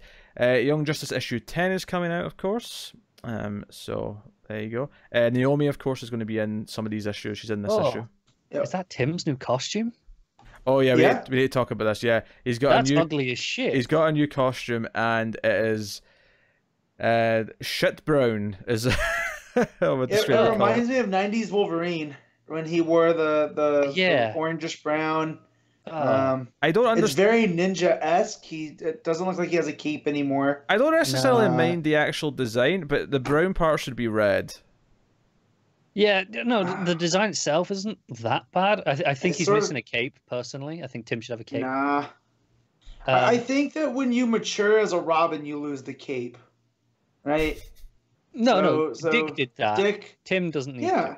Because Tim is the successor. He's the detective. He should have the right. cape. But then when you become the successor, you get the cowl. It's like a Pokemon upgrade. Sure, I feel like he should get the cape still, but not the cowl. But either way, all that aside, yeah, that is ugly in those colors. It's also, it screams to me Tron with all of the designs on there. Yeah, I can see that. So his code name could be anything. Like, I just hope it's not like Sparrow or something. It'll be Pigeon. Well, Hawk's already taken. Right. Falcon's taken from Marvel. So is Vulture. Yeah. Buzzard. Oh. Blue Jay. No, I wasn't that taken by Harper Row. That wasn't that her thing. Yeah. And then they never did anything with it. Yeah, never did anything with it. The signal. Parrot. He's the parrot. The macaw. I'm taking quite personal offense at this. I just want him to enter scenes and go, caw, caw. Yeah. The albatross. Next up we got just Peacock. Just call him Peacock. Dick and Peacock. That they can work in as a team together. So we got Batman Universe issue 5. We got Superman Up in the Sky issue 5. Titans Burning Rage issue 4. Wonder Woman Come Back to Me issue 5. This is all the reprints of the Walmart specials as expected. And then you get usual statues and shit. And I'm skipping over those just to get to the stuff that was solicited in advance from last month. So I'm just going to list these very quickly because there's nothing to really add to them. Because we already talked about the issues come after and whatnot. But Action Comics 1017, Aquaman 54, Batgirl 41, Batman 82, Batman The Outsiders number 7, Batman Superman issue 4, we got Catwoman 17, Deathstroke 49, Detective Comics 1015, The Flash 82, Harley Quinn 67, Hawkman 18, Justice League 35, Justice League Dark number 17, Justice League Odyssey 15, Nightwing 66, Red Hood Outlaw 40 issues of that, jeez. Supergirl 36, Superman 17, Teen Titans 36, The Terrifics 22, Wonder Woman 82, and that wraps them up. So, on Wonder Woman, I just want to mention that's also a Steve Orlando issue. Oh, so there's two Orlando issues in a row. Two Orlando issues. Oh, that's upsetting. Didn't that happen last time? Oh, 6 issues. It's Or six. It's a 6-issue story. Oh, you've got to be bloody kidding. Join returning writer Steve Orlando for the first chapter of this 6-issue story. So, hopefully Bilson's back after these 6 issues. Hopefully it's just one arc. I really hope so. Do you know what's really annoying is what this arc is about is talking about Cheetah and Themyscira. It's clearly a follow-up to what we're reading. Yeah. We're going to talk about this issue. But surely, I don't want to read it. Surely if she'd left the book, someone would have asked her by now and she'd have said, you would think. Yeah. I mean, just check her Twitter. Yeah, quickly. go check her Twitter. Check that there wasn't anything that we've missed. Go check her Twitter while I look through the trades to see if there's anything worth mentioning. Nope. Nothing in the last couple of days that she said. So unless she answered it last month when the advanced solicit came out. Oh, possibly, yeah. That's entirely possible. I'll just tweet and see. Worth a try. Yeah, go on. Just go and ask her. Wait, what's this? Green Lantern Rebirth? Oh, as in, I was gonna say, I was confused there because they were doing a Green Lantern Rebirth Deluxe Edition, and I was like, wait, didn't we get deluxes for all those? And I was like, no, it's Green Lantern Rebirth, as in the John's relaunch of Green Lantern in the 2000s Rebirth. This is why it gets confusing when they're using the same names over and over again. All right, I'll send a tweet. If we get an answer, we will update. Okay, beautiful. Mr. Miracle by Steve Englehart and Steve Gerber hardcover. Yeah, it's the original stuff, I think. Yeah. Like Yeah, the it's probably going to 80s. get cancelled close to the time. That's a fair concern. The poster portfolio by Middleton is probably quite nice. Oh, I can see that being great. There's a new anniversary deluxe edition of Superman for Tomorrow, if you're a fan of that story. Hmm? Oh, Superman Batman Omnibus, the Loeb stuff. 1,200 pages. That is a meaty. That's issue. You could murder somebody with that. Yeah, issue 1 to 43 plus a couple of annuals. So they're doing that in 2 halves. That's half that entire series. I'm surprised they didn't do that into 3 at that size. He made. Was there 6? Was there 6 trades? Of the thick trades, I think there was like 6. Yeah, 6 or 7. Yeah. You had Public Enemy, you had Supergirl, you had. I can't think of them all. Because the original trades there was over 10 for sure, and the new thick trades there's like 6, I think, Yeah. of the entire Yeah. series from 1 until it ended. So that's just the first half. They're doing it in 2 halves. Yeah, interesting. More Swamp Thing Bronze Age is cool. Is that omnibus actually listed as by Loeb, or is it just a? No, it's collecting the entire thing. It's collecting the entire thing. I was just saying Loeb to tell you what run it was, to where it started. Yeah. That's what I was like. Loeb didn't do that long, did he? But, No, he just did the first couple arcs. I In think. total, there was 87 issues plus 5 annuals. Yeah, so it's half. Yeah. Yeah. Yeah, and I think he did like the first, I want to say like up to 40? No, And he finished at 26. Yeah, it was only the first 26, like 4 trades or something like that. Yeah. Okay. Yeah, he did like the first 2 years or so. Yeah, okay. So there you go. That is the solicits for November. What a wacky batch of solicits it was. But yeah, solicits time in the month's always fun. So hopefully for next week's show we'll have some sales figures for you, and that'll be fun. I mean, the top 10 charts are already there. Yeah, but I like It's it. the only interesting bit. I like getting the full list though. I like getting the full list before we do it. So, besides, we've already did solicits. We can save that for next week, and That's true. let that be next week's feature. So that brings Feature, an end. like it's on par with the solicits. That brings an end to this week's or this month's solicits talk, I should say. Oh, I'm out of it. I'm so out of it. We'll go on to talk about books. So we'll start off this week then with Event Leviathan issue 3. Bryan Michael Bendis writing with Alex Maleev on the art.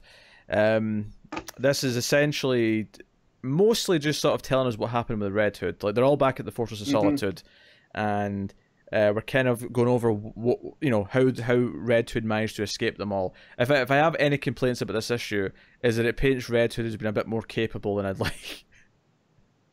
Which I don't mind Matt, though, because Matt, this is Mike. It's all over. Again, I don't mind Jason Todd used like sparingly. It's like a seasoning, right? Like if you add too much of one seasoning, it can destroy a otherwise good meal. So fine, like this. I just don't know. So one thing I think that drives me nuts more about Jason Todd more than anything is like this cult-like, following that he's gotten, and I don't understand why. For which our patron David Short is the founder and treasurer. Sure. Because I liked when they brought him back in Under the Hood. That's because you didn't think he was going to be that terrible straight away. You're like, oh, okay, I haven't seen him in a while. Well, no, This is fresh.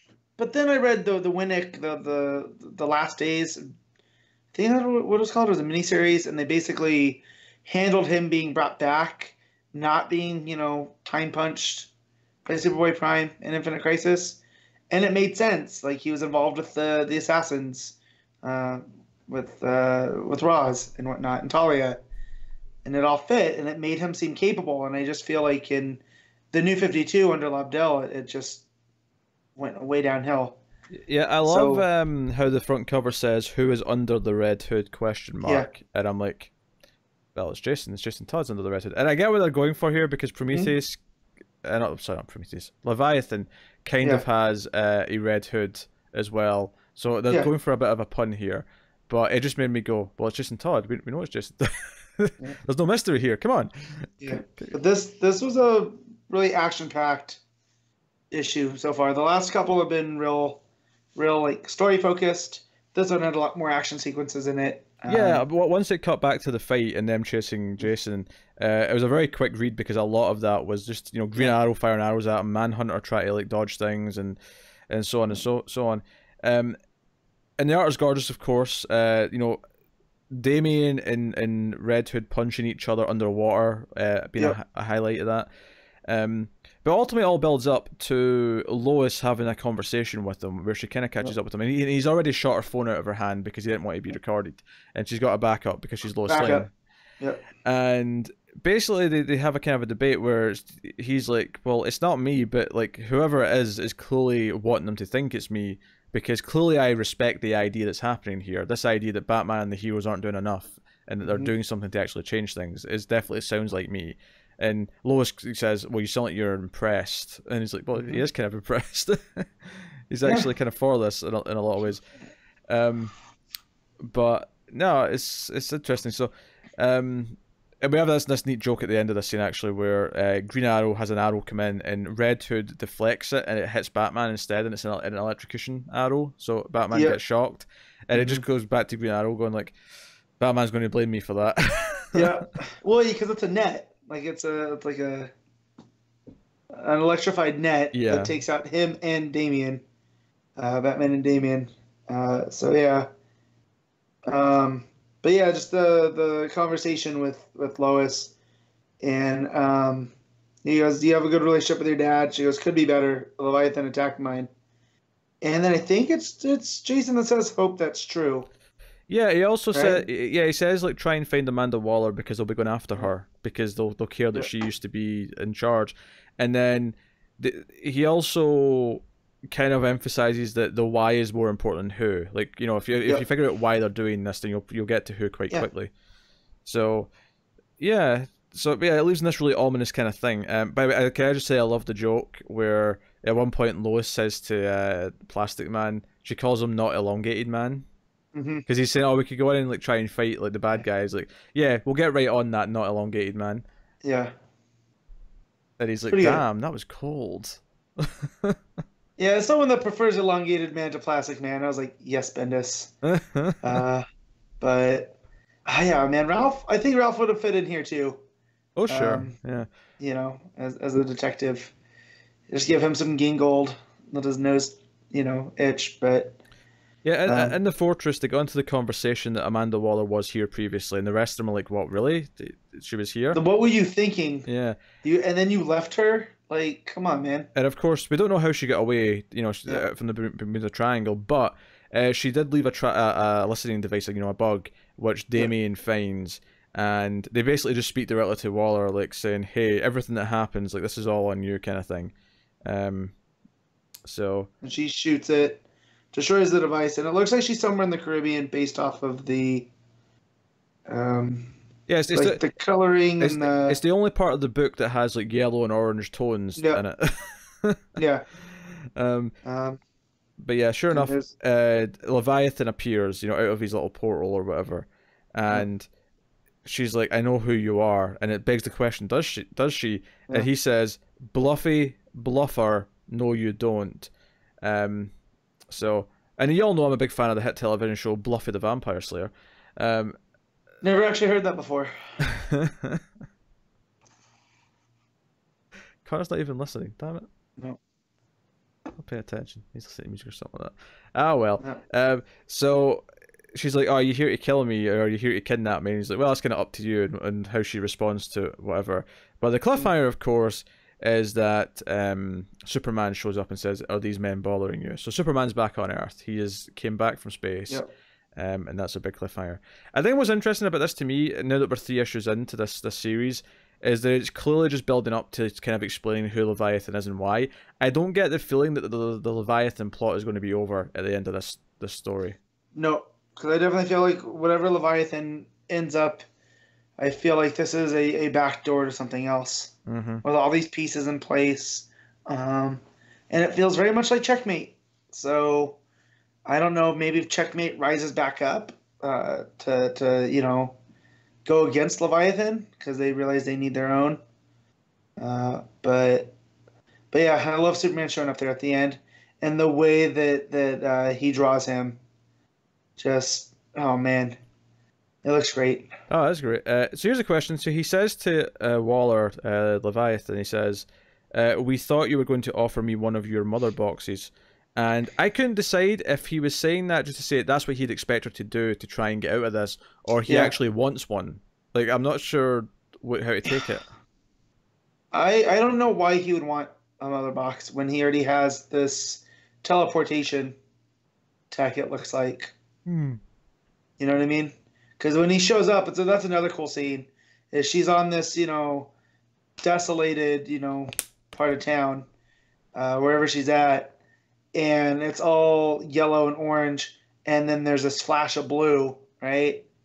And he's just there.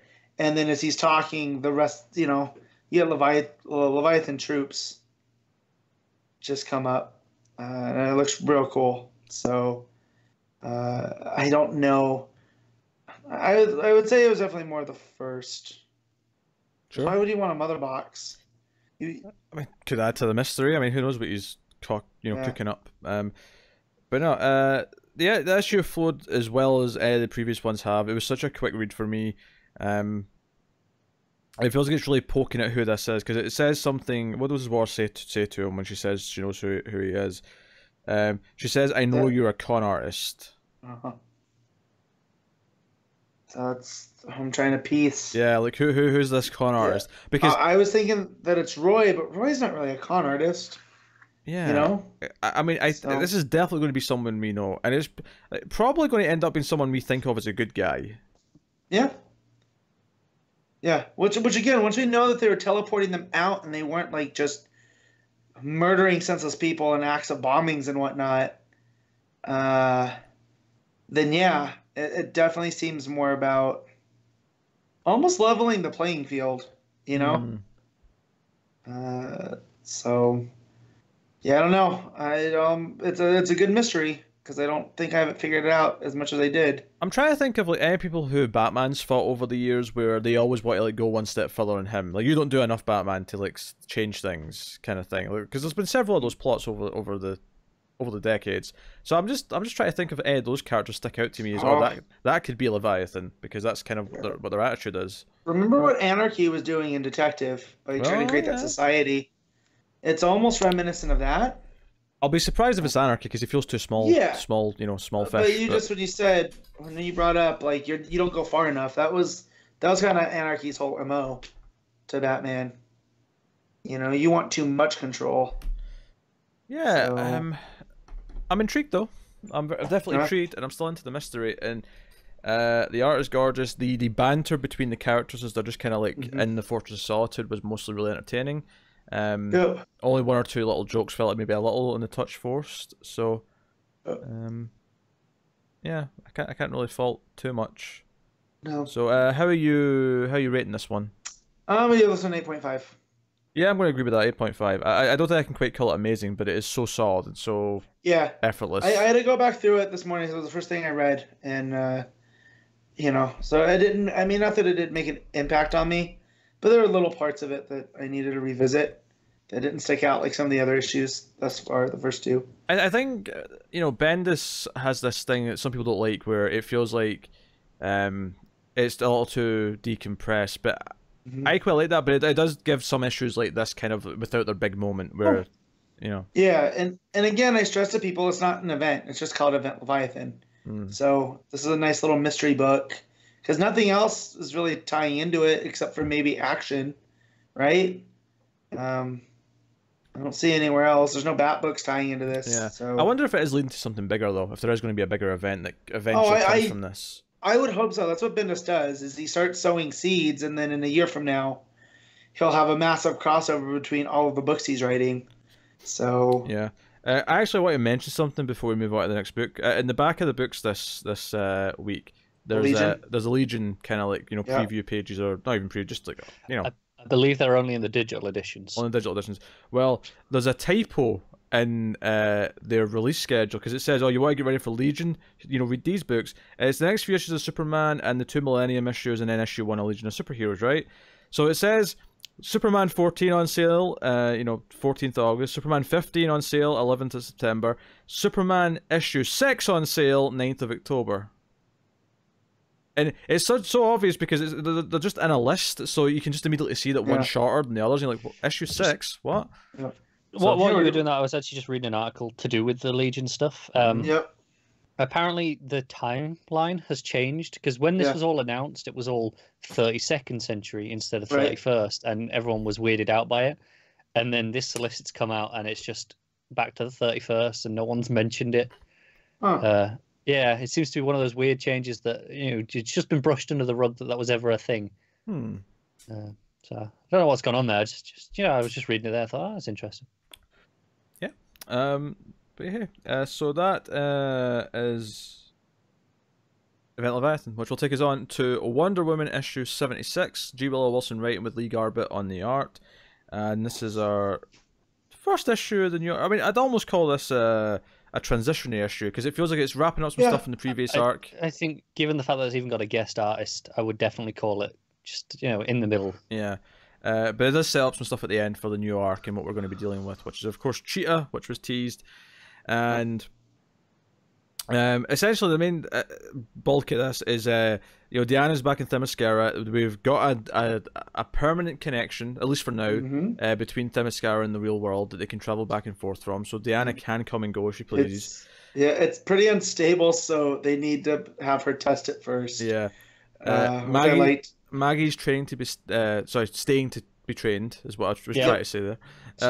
Which I do like now that they're gonna. Hopefully, this becomes a plot point where they send out Amazonians to find worthy, like prospect Amazonians.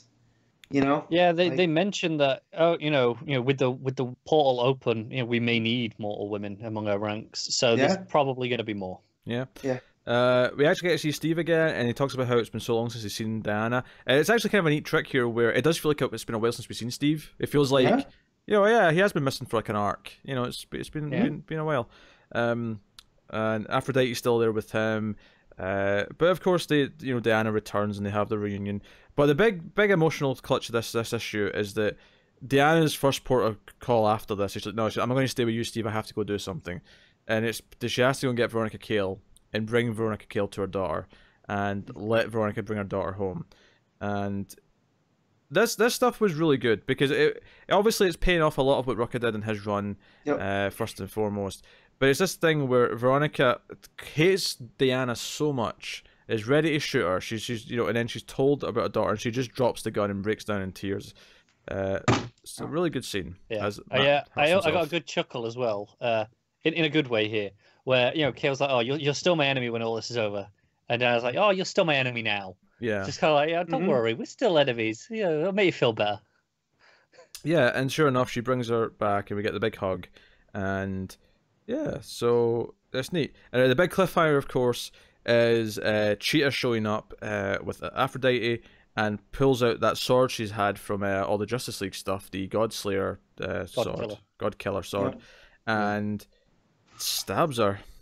I didn't like that because I liked Aphrodite. Yeah, seemingly kills her. I thought that scene with Steve was real good. That him basically talking about his love of Diana with the goddess of love, right? And it's like, oh, he really means it. Oh yeah. And I was like, oh, she's gonna be a fun supporting cast member here. Like, I think how does she play in? It's really interesting how Atlantiades has kind of replaced Aphrodite here now. You may have to take over her role a bit more directly. Yeah, because they even mentioned that she's like the goddess of unions and other things. It's worth mentioning. They did say they're going to fix the town that was messed up from all the influence. I love this final page though. Cheetah grinning like a mad person, holding this sword with blood, and just sort of mouthing to herself, "God killer, God killer." Yeah, I'm into it. I like the idea that the sword's influencing her, making her more crazy, and that's why she's this kind of deranged right now. This was a great issue that is a really subtle issue for the most part. A lot of it is just these it's a series of conversations, but all of them are great. Yeah, I think the ending's super hype for the next arc, and I think everything with Cale getting her daughter back is great. So it was playing out a lot of beats we were expecting them to play out, but there's beats we wanted them to play out, and they were all executed well enough. The art's fairly solid. Obviously, this book is often spoiled by some, phenomenal art, but Yep. Garbett's solid, and I think Garbett? Yeah, Garbett fits in there Yeah, really personally, well. I think he holds up amongst some of the better ones that we've had. Yeah. not as good as Armanico, I would say, but really solid. I think his cheetah looks really good here at the end, Yeah. especially. Yeah, All his characters look really good. I personally, I prefer him over Zamanica. Like that page where Diana and Steve are reunited. It's the full page. I thought that page is fantastic. Yeah. Actually, one of the things I like about the Themyscira, there's a lot of purples in the sky's purple. Even the mountain behind them, the cliffs are kind of purpley. They're really playing with the purples for this kind of magical nighttime kind of setting that they're going. And they do use the purple ray, like to heal and whatnot. So yeah, but it's a subtle touch that when you go to Aphrodite in the apartment, she's got purple pillows on her couch. Just a really subtle little link between the sort of the magical world and the real world, which I kind of like. So I went back and wanted to read that thing now about Atlantiades. But yeah, it says that she's the child of Hermes and Aphrodite, demigod of desire and union, and beauty unofficially. And there's almost like this little heat between Steve and her. Or them, I should say. Yeah, them. So, not she. Yeah. So. Oh no, there definitely is, because they're like, it'll wear off for a couple of days. Don't worry about it. Well, no, what I mean by heat is like, she calls him an idiot. Man, I just did it again. But what's going on there? Are they seeding something for later? I think are they jealous of Steve? It could just be a little joke here about how this is the first time he's met them, and it could be nothing that we even return to. It could just be a little joke. I think it's more just the normality that Steve actually is kind of catches people off guard. Yeah.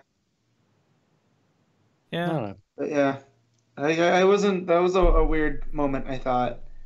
And now they're gonna be the god of love. So I think that's pretty cool. That he's not that he's unfazed, but he's almost taken back by this person with wings, right? Because every time I think he's met a god, it's so normal. But Aphrodite looks normal in comparison. Yeah, she just looks like a person, whereas it's same with Ares. has these giant wings. Yeah. So. Because that was always one of my favorite things from the Azarello run is how different the gods looked. I loved the Hades design. Yeah, the Hades design, and then Poseidon just looked like a sea creature. Yeah. Apollo and I like the idea that still Artemis. kind of tracks here. That those are like their true forms, and this is just how they interact with the world. Yeah, want to be more accessible. So I was just trying to find more meaning in his reaction there, just because Steve's kind of seen it all, at this point. And what was he fighting there when he was talking to Aphrodite? Are these creatures that have crossed over too? I guess. Random, like the mythic. Yeah, I assume so. Random mythical monsters. I was just. He seems pretty capable. Yeah. So he's had some practice. That's what he's done. Bells for Aphrodite. She was really growing on me as the goddess of love. Thought she'd be like the dead mother here. With this new supporting cast, and she just got to show up. That said, when given a god killer sword, someone had to go. Yeah, it would have felt cheap if no one did. Yeah. Yeah. No, we might even see some more gods go. Who knows? But solid issue. And hopefully Wilson's not leaving the book, given those two Orlando arc that we're getting. I really hope not. Because that would be a real shame. So. Interestingly though, November, that would mean Orlando's arc would end either in January or February. If January goes to single shipping, like we're kind of expecting, which we're assuming it is, we wouldn't be back with Wilson till March. Post Orlando till March. Yeah, so we'll see how that goes. But hey, what are you rating this, Matt? I'm gonna give it an 8. Connor, really enjoyed this one. I'm gonna go an 8.5. I'm gonna give it an 8 as well. So. Really solid. which will take us on to The Flash, issue 76, Joshua Williamson writing with Rafa Sandoval on art. And obviously this was a curious issue given how down we were on Flash Year 1, seeing what they were going to do next with this, and see if it kind of alleviated their fears of the book being kind of in a rough place. So the gist of this is basically the rogues are causing some chaos. We see Wallace and Avery running around trying to deal with it, and Barry sort of eventually shows up to help, and he's trying to patch things up given how he's left things with Wallace, and Wallace is still kind of an angry little shit at times. And no Iris in this issue, but he essentially wants to try and build a bridge with them, and shows that he's rebuilt the Flash Museum, including a secret hidden speed lab, I think Commander Cold called it. Yeah, He did, yes. Which I like that you have to get into it by going to the Flash. You have to phase through the portrait. Yeah. Which, how did Cold get in there? I have to imagine there's a Barry regular just phased him in. I have to imagine there's a regular entrance for the non-speedsters who are allowed in there. Yeah. Because also, what's his name's in there? Steadfast. To be fair, that in the background when we're in there, is that a teleporter? Like a Maybe, yeah. maybe it connects up to the to the Hall of Justice. But I like that the whole idea of a speed lab. And he goes, "You got a bat cave?" It's like, no, it's not a cave. It's a speed lab. But it's essentially Barry's bat cave now. Yeah, but it has sunlight. Yeah. This is true. But we're saying bat cave, not as actual cave, but as No, a I know. layer. I just want to be clear that Barry has sunlight, unlike Bruce. Sure. Yes. This is true. So yeah, because early on, the kids are fighting Tar Pit and Girder. And Barry phases them together basically, which I thought was pretty great. He had to use basically make them fight each other, and then Tar Pit melts the metal of Girder, and they get stuck together. So that was pretty fun. Yeah, I will say, I think the last time Sandoval was doing a Flash arc, I think we had a lot of issues with how his Barry looked. And Barry is jacked. His Barry is ugly as shit. Yeah. I don't think it's as bad as that last time. Oh, I don't know. I'd forgotten. I don't think I'd really noticed it was Sandoval at first. So I got through 2 pages, and then you get the big full page where Barry comes in and grabs them, and I went, ugh, just immediately. Oh, I like that page. Oh no, look at him! He's got a big fat face. No, I have more of a problem with the next page up on the upper right corner. Oh yeah, that's terrible as well. Like he's trying to wink, but he looks like someone that's never done it before. It's almost like Rocket and Guardians. It's when Pete tries to wink. Yeah. Because Pete can't. Yes, I can't wink. This is true. Yeah, I think that full page spread is fine, actually. I'm with Matt in this. Yeah, I know that one doesn't bother me. But there's other stuff, like Barry just got a thick neck, like John Cena-esque. You know, like he doesn't have a runner's body. I think the other spread. It's not quite a full page spread. There's a couple of panels at the bottom, but the other big page where he's running with them behind him, I also think looks fine. You know, Again, I think Barry's way too huge, and I think it looks ugly for Barry to be like that. Where he's always traditionally he's a lot slimmer. He's a bit he looks like he's wearing football pads. Like he looks like he should be playing linebacker for Central Cities. You know, if you told me that was.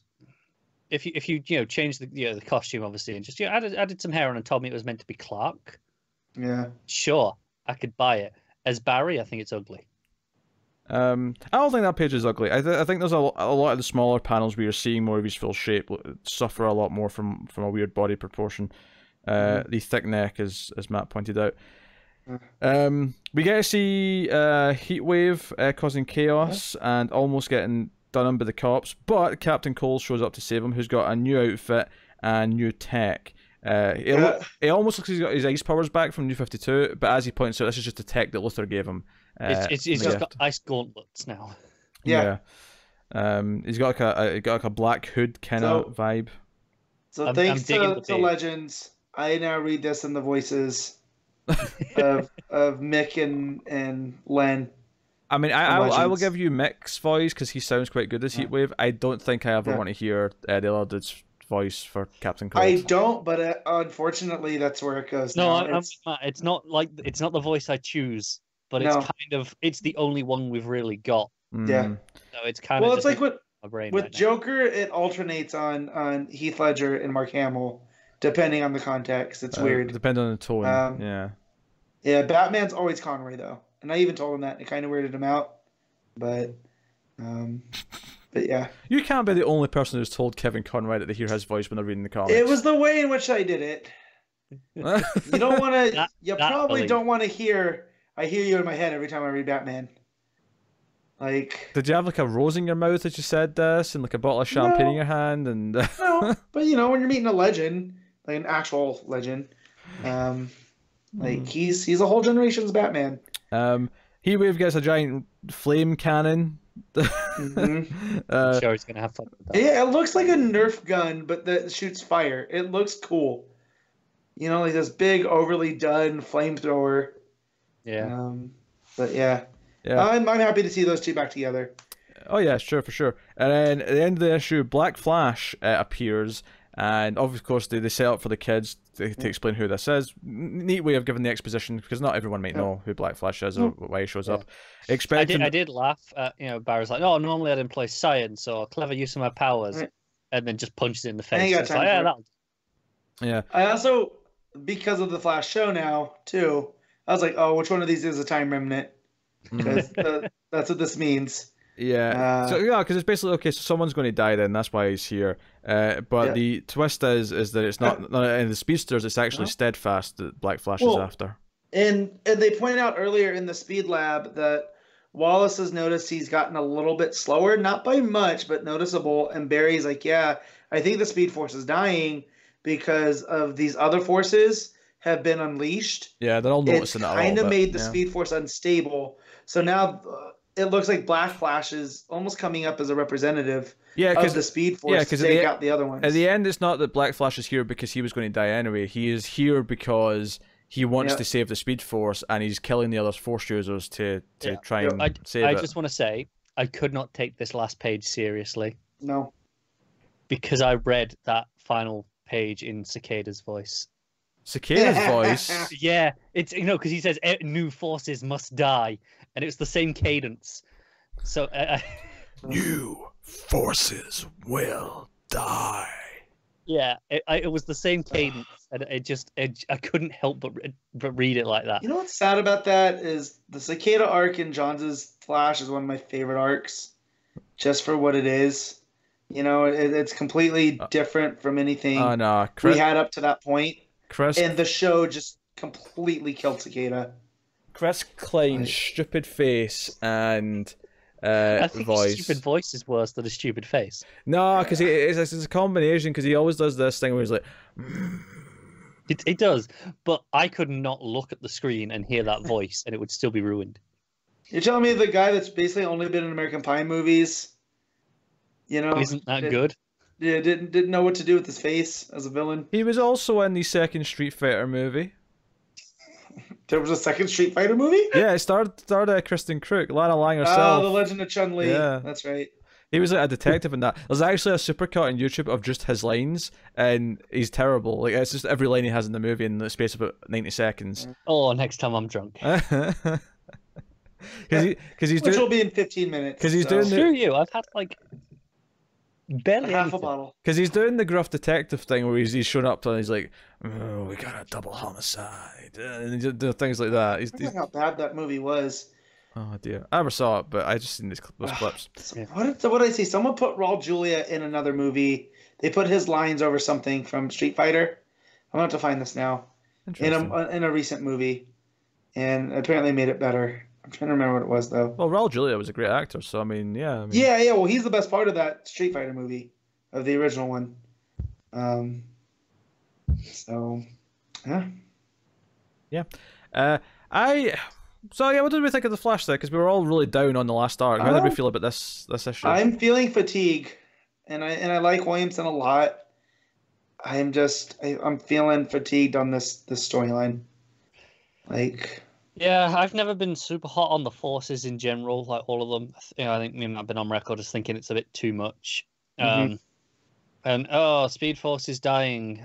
It's hard to care because it'll be sorted by the end of the arc, I'm sure. Yeah. So that's why I'm so excited for Batman Superman, is because it's different. Something fresh from him. Yeah, like he's been on Flash for so long that this just makes sense. Yeah, I mean, I definitely like this issue more than year one. Like, I definitely like it more than that's like all that stuff. would you rather be slapped in the face or hit with a sledgehammer? I think that's a bit harsh, though. I don't think this issue is bad enough to be comparing it to. But I don't think it's a very good issue either. I think it's okay. I think I don't like the art, but for how much we didn't like year one, that was more of a critique on year one. That to say it wasn't as bad as year, well, it's like, oh yeah, there's very little from this Flash. Okay, yeah, but the point I make is I don't think it's a bad issue either, though. Like, I think it's a fine issue.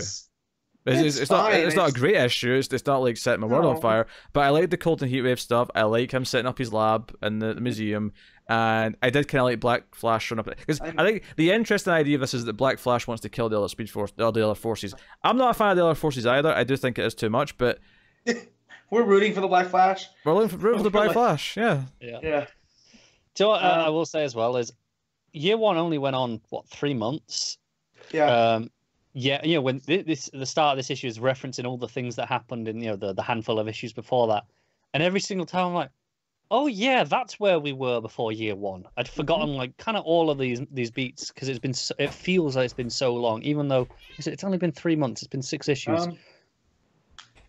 This is a book that'll definitely, I think, benefit from if Williamson stays on it from being single shipping, because I feel like he's just filling the double shipping schedule at this point. So we're getting a lot of decompressed. Yeah, I really hope he adjusts to single shipping and doesn't just carry on what he's doing. Have you read his Nailbiter? I have not. Nailbiter is really well handled, where it was a monthly mystery book, and there's really well built cliffhangers. Granted, I read it in trade, so I could just go to the next one. Yeah. But it's handled extremely well there, so I feel that he's got it in him. For Flash at least. Yeah. This was a bad issue. It just wasn't, for me, this was just an all typical Williamson issue, which is fine. But year one was terrible. What I think is telling about that sentence, though, is a year ago, a typical Williamson Flash issue would have been a good issue. Like, you'd have been like, oh yeah, this was real good. And now you go, oh yeah, it's fine. I think that's a big difference in just that phrasing there. Well, yeah, but this time last year, it was like right after Flashmore or whatever, right? Like, we had Flashmore, we had the Guerrilla arc before that. Right. But I'm just saying, a typical Williamson Flash issue is what you just said. You go, oh, it's fine. That, to me, is quite disappointing to just say that when a year ago... Well, yeah, but a typical Williamson Flash issue is much better than the standard that's just been reset by year one, which was this gutter quality. We always say that this is the most consistent DC book since Rebirth, and consistent at this point is, it's fine. I mean, there's been ups and downs. Like, the lowest point, I feel, is year one, but, the Gorilla Grodd stuff was fantastic. And that was up there. When he introduced Avery, was up there. Like, so yeah, I think typical Williamson is, it's good. Yeah. So. And there was always just fine issues in between those big things before. That's what this issue feels like to me. It just feels like one of them, which we did have this entire run. This just reminds me of stuff that we had before that Guerrilla arc or after Flashmore. Sure, but I don't feel like this was as good as some of those other issues. Like you say, this was just okay. Whereas those other ones, I was this was still a good issue. Whereas I don't think I'm willing to say this was good. Yeah, this reminded me that we did the Dark Speed Force thing, which I'm sure that'll rear back up. On the negative Speed Force. The negative Speed Force. I think the comparison here is weird because I'm saying it's a typical Williamson issue. I'm not comparing it to the best of the stuff that we really liked last year. I'm comparing it to the stuff in between that good stuff where we were just like, this is fine.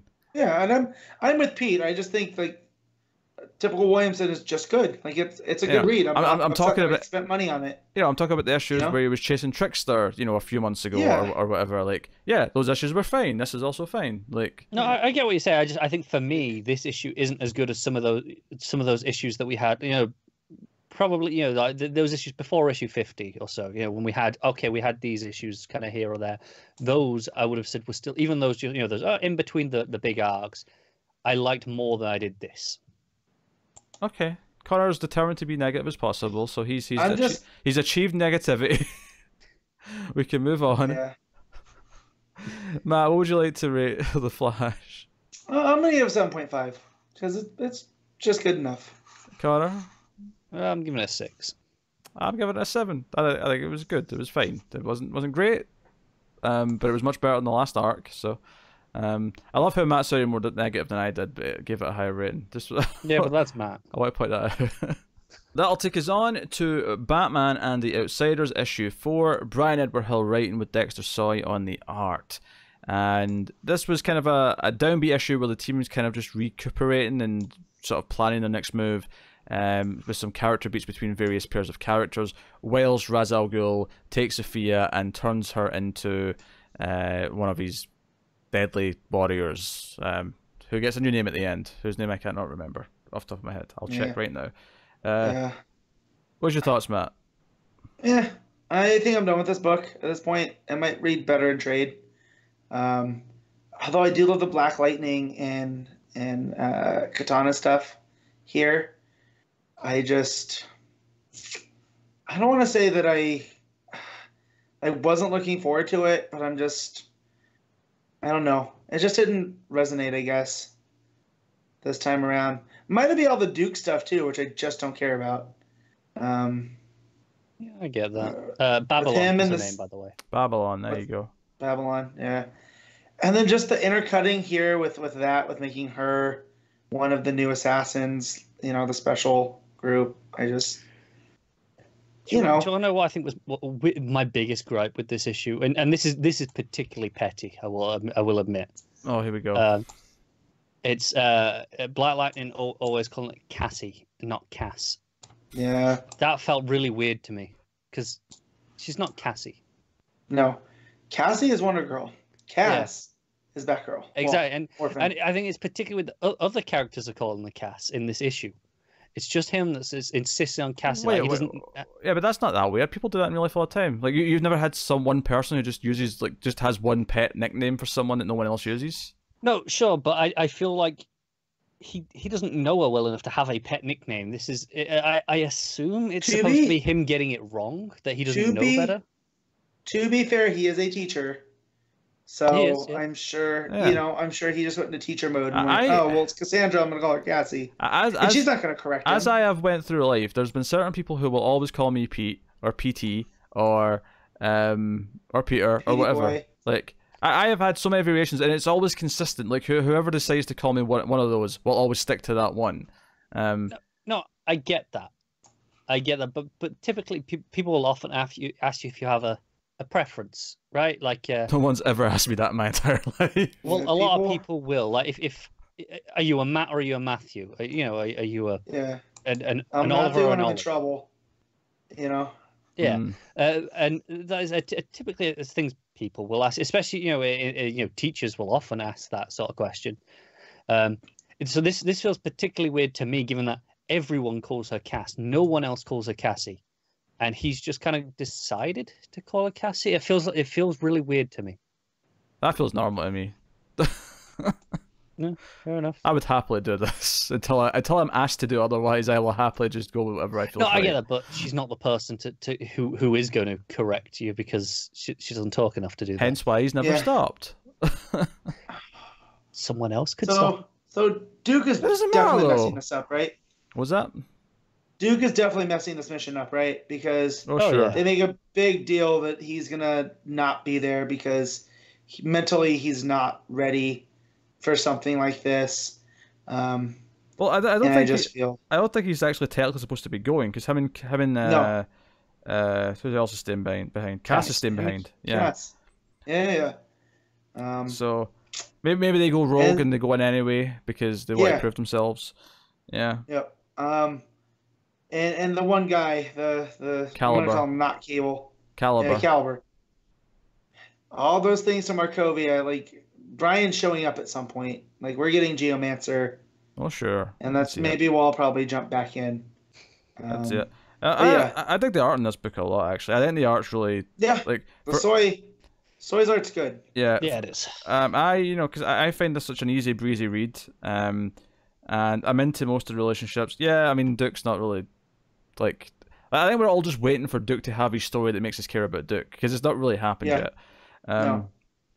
But and we had Bluebird set up, and I got really invested in Bluebird, and then Blue Jay, and then Snyder. No, it was Bluebird. It's just Bluebird. Yeah. Doesn't sound right. Yeah. I just didn't correct you. Maybe it's just been that long since. Yeah. Yeah, I should have corrected me earlier. I don't know. Yeah, I know. I didn't think about it till right now, but it definitely is Bluebird because a fan had helped name Snyder. Helped Snyder name her. But like, I got so invested in that character, and then Snyder went, "Huh, gotcha," and said, "We're gonna do this thing with Duke." Yeah, and I really I did like the stuff where Black Lightning's trying to understand how the sword works and he wants to help. Because Katana's like, oh, my husband's in pain or whatever, and the sword, he's in turmoil. I like the idea that he wants to try and help, even though he doesn't know anything about Japanese swords or mythology or mysticism or anything. So it's kind of building up the team bonds a little bit, which I quite like, and sets him up for this next mission. Meanwhile, now titled Babylon is seemingly a killer for Raz.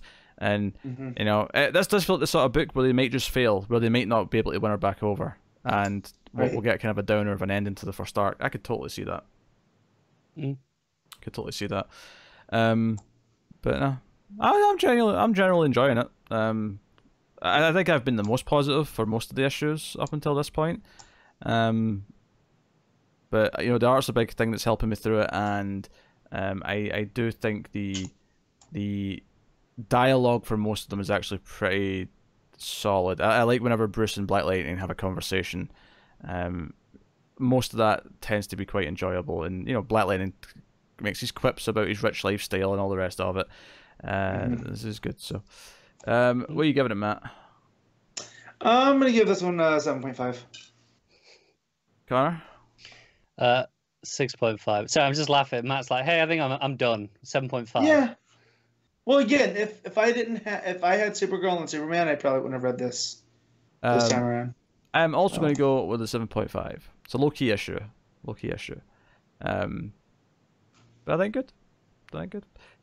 Which will take you two onto Hawkman issue 15, written by Robert Venditti and art by Patrick Olliffe. So, knock yourselves out.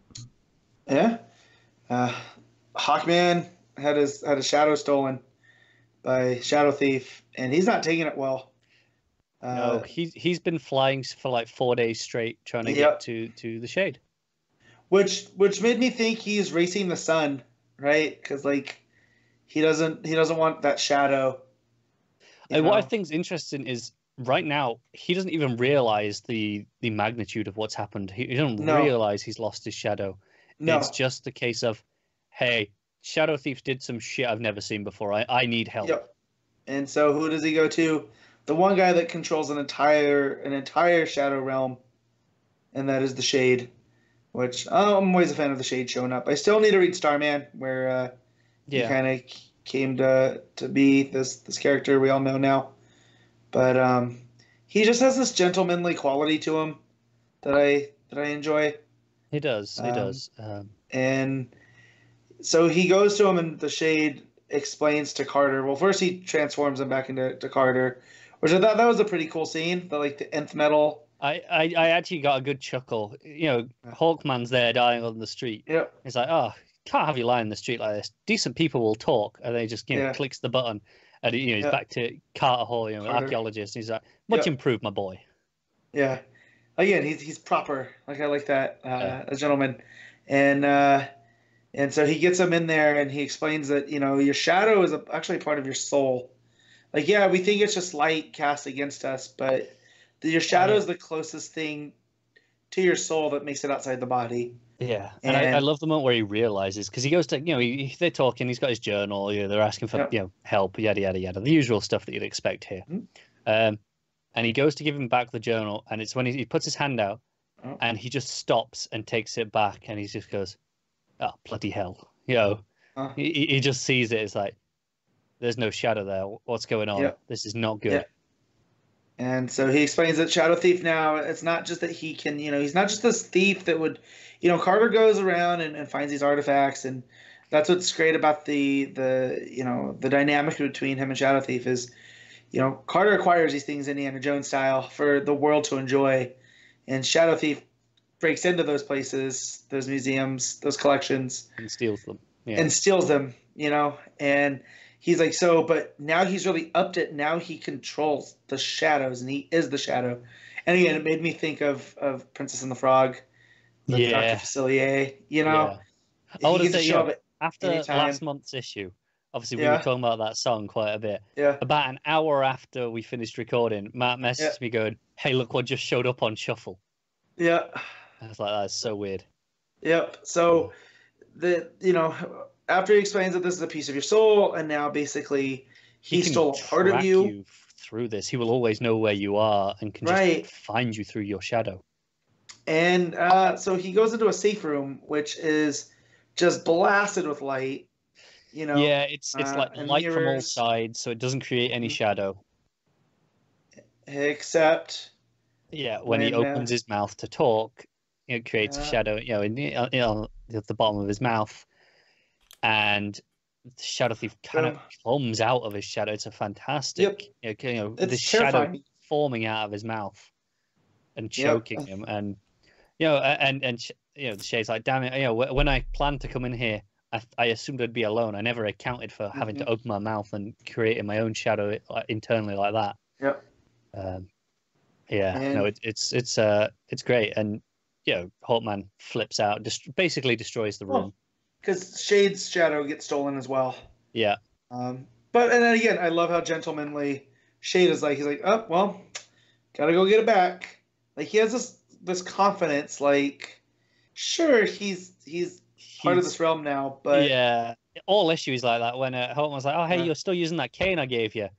And he's like, oh, this old thing? No, I actually hate it. I rarely use it, but I couldn't get rid of it. What you come round. What if you saw I didn't have it? You'd be insulted. Right. You can't be having that. He's delightfully British. Like, he really is. He is Colin Firth in the spy movie. Kingsman. Shit, Kingsman. Thank you. Yeah, he really is. So, oh man, I want Colin Firth to play this guy. Yeah, right. And so. So Hawkman destroys the safe room, and I felt like Shade's like, yeah, you got that out of your system now. We can go, and so they takes him into the Shadow Realm, which the last time we saw that was in Flash. So it's been a minute. So that's where at least the next chunk of this arc is going to take place. We're going into the Shadowlands to try and get their shadows back from Shadow Thief. I'm digging this arc so far. It's pretty good. Too. I don't think it's as standout as the first big arc was. Same goes to the art. I think the art actually suits all this shadowy stuff. Yeah, it does, but I'm still not a big fan of it. Like, it's fine. No, I think the faces suffer at point. I think when he's in costume, it's fine. I think when he's just Carter Hall, faces do suffer a bit. Yeah. I suspect the next issue in the Shadowlands will absolutely shine. With this art. Yeah. I think it really suits that. Yeah, I agree. But no, this is a fun story, and again, I like the Shade. I need to get reading that Starman. Yeah, me too. Like the Robinson, Robinson run with Jack and them. So, but yeah, no, I love Hawkman. Like Venditti, it's probably my favorite thing he's ever written for DC. Yeah, it's been such a consistent book as well. Yeah. And that said, I still love his guy in Arkillo, which they've been. There's these memes that have been going around Twitter where you sit at lunch and they'll group popular culture things together, and they put Lantern characters together, and they put Arkillo and Guy at a table, and you're like, that's mine. Yep, but I love that's a Venditti thing now. Like, that's something he did that is now the popular. I hope that endures, because that is a great partnership. I hate that meme. And so. Yeah, you hate that meme? That meme because it makes you choose. No. There's two memes going around right now that I hate. There's that one, and then the other one is the thing on Twitter where they post an image of something, say, "Who is this? Wrong answers only." None of them. That's not even new. That's been going around for like 2 years. Yeah, but the wrong answers only. It's multiplied. There's been a lot of it recently, right? No answer to any of those has ever been funny. None of them. There's been a couple. They're shit. They're all shit. I'm saying it now. They're all shit. You're following the wrong people, clearly. They're all shit. I want no part of it. That said, no, I like the lunch table one because the lunch table one, at least there's enough there that you can actually get discussion out of it. The wrong answer only, there's no discussion. I feel like my problem with the lunch table is the choices are never. It's always there's one thing at every table I like. There's usually one or two tables that I can disregard, and then every other table is pure equal. And I'm like, there was one somebody I followed posted that had a bunch of bands, and I was like, I guess I'm not in the quad because I'm not sitting at any of these tables. Yeah. So there's a bunch of stuff I didn't like. Yeah, so... it would be like there'd be a band I like, and then like 3 bands I really dislike at every table, and I was like, yeah. So, but no, I well, I learned that was a long way around to go. I hope that something in this Hawkman run gets that kind of treatment where it becomes part of the general comics pop culture of Hawkman. You know, who's kind of despite being around forever. Doesn't really have too many stories that you're like, oh, that's the quintessential Hawkman story. No, he really doesn't. I mean, up until recently, you'd kind of just point at the Johns run, right? Yeah, right. And even then, I read that a year and a half ago, and it doesn't really stick out. Yeah. I mean, it's solid, but it's not the best thing ever. No. I mean, don't get me wrong, this hasn't had as many issues, but I think this will probably be better than that. Should it hold up? Oh. It definitely feels like Venditti has something to say when it comes to this character, so which is good. But no, the stuff with the Shade, I like. I mean, I say it all the time. When we get to comics and they're so interconnected, and you can have that character show up like the Shade, to where again the last time we saw him was in Flash, and now he's showing up in Hawkman. It definitely feels like you feel the connectedness. I appreciate that. Should you have never encountered him before, it makes very clear. Hey, this is a guy who deals with shadows. That's why Hawkman's come to him. It's always very clear in context of this issue that you don't need any external information for it to work, which I think is important. Yeah. We done? Did you read it? Yeah. No, we didn't. Right. Go ahead. I'll give it a 7.5. Yeah, I'll give it an 8. I really like this one. Okay. Just every week we seem to do one of Tim's tweets. So here, to just have this one for you. One of his jokes here. Only one cast, because Krypton got cancelled this week, for the record. For anyone who's unaware, Krypton got cancelled because Sci-Fi cancelled everything. Only one cast member in Krypton had the foresight to see they were getting cancelled, knowing it was too late to save him and his wife. He wrote a pilot and put his son in it, sending it out in the hopes that his son will find a new show to grow and live in. The comedy of one Timmy V, ladies and gentlemen. Yeah, Krypton got cancelled. That's the thing that happened. Are you guys sad about that? Am I sad about it? Yeah. I stopped watching it, so I guess not. Okay. We talked about this a little bit on the TV news. My thing was, should this get saved by DC Universe? I will go back and finish season 2 and enjoy it. It's good. I don't have the time to go, I'm really going to watch this every week right now. And knowing that there's no ending now, it ends on a big cliffhanger. I'm like, whatever. Yeah. If there is going to be more, I will make an effort. Yeah, there's several big cliffhangers. Although apparently they get a lot more fun in comic book towards the end of the season, and we kind of opted out sort of around the midway point or just after midway. And it was still pretty good. I don't think it was quite as good as season 1, but it was still good. Like it was not bad TV by any means. Yeah. So that's the thing. I also saw Lego Batman this week actually, just on the DC related media. I really like Lego Batman. All I will say is that I'm happy that for Bane they went with a fake Tom Hardy impression. Yeah. That's all I want to say. Anyway, that'll take out the last book of the week, which I read, which is Batman Universe Issue 2 by Bryan Michael Bendis with art by Nick Derington. This is the 3rd and 4th chapter of the Walmart special story, 2nd of 6 issues in this reprinted format. So if you remember last time, because all these Riddlers, there's someone wanting this egg, this Fabergé egg. There's a mystery. Batman tracked Riddler to Amsterdam. Green Arrow showed up, as did Deathstroke. And I don't really recall if there was I don't remember there being much of a fight with Deathstroke in the last issue, but I guess there was, or it happened between issues, because there wasn't much of a Deathstroke fight at the start of this one. Yeah, so the first chapter here is Batman and Green Arrow kind of bickering about Riddler, because Riddler tries to sneak off, and Green Arrow's got a lot of jokes about how this is why everyone hates your Rose Gallery, because of all this crap, and yada yada yada. And there's jokes and whatnot, and whatever else. They do get the box that the egg was in, but instead of the egg being there, it's just a Riddler card with some gas that turns Green Arrow into a bit of a psychopath. and Batman has to. I was hoping you were going to say something else. So Batman has to actually put him down. And again, you get kind of like there's definitely more of a pulpy sense of humor to this.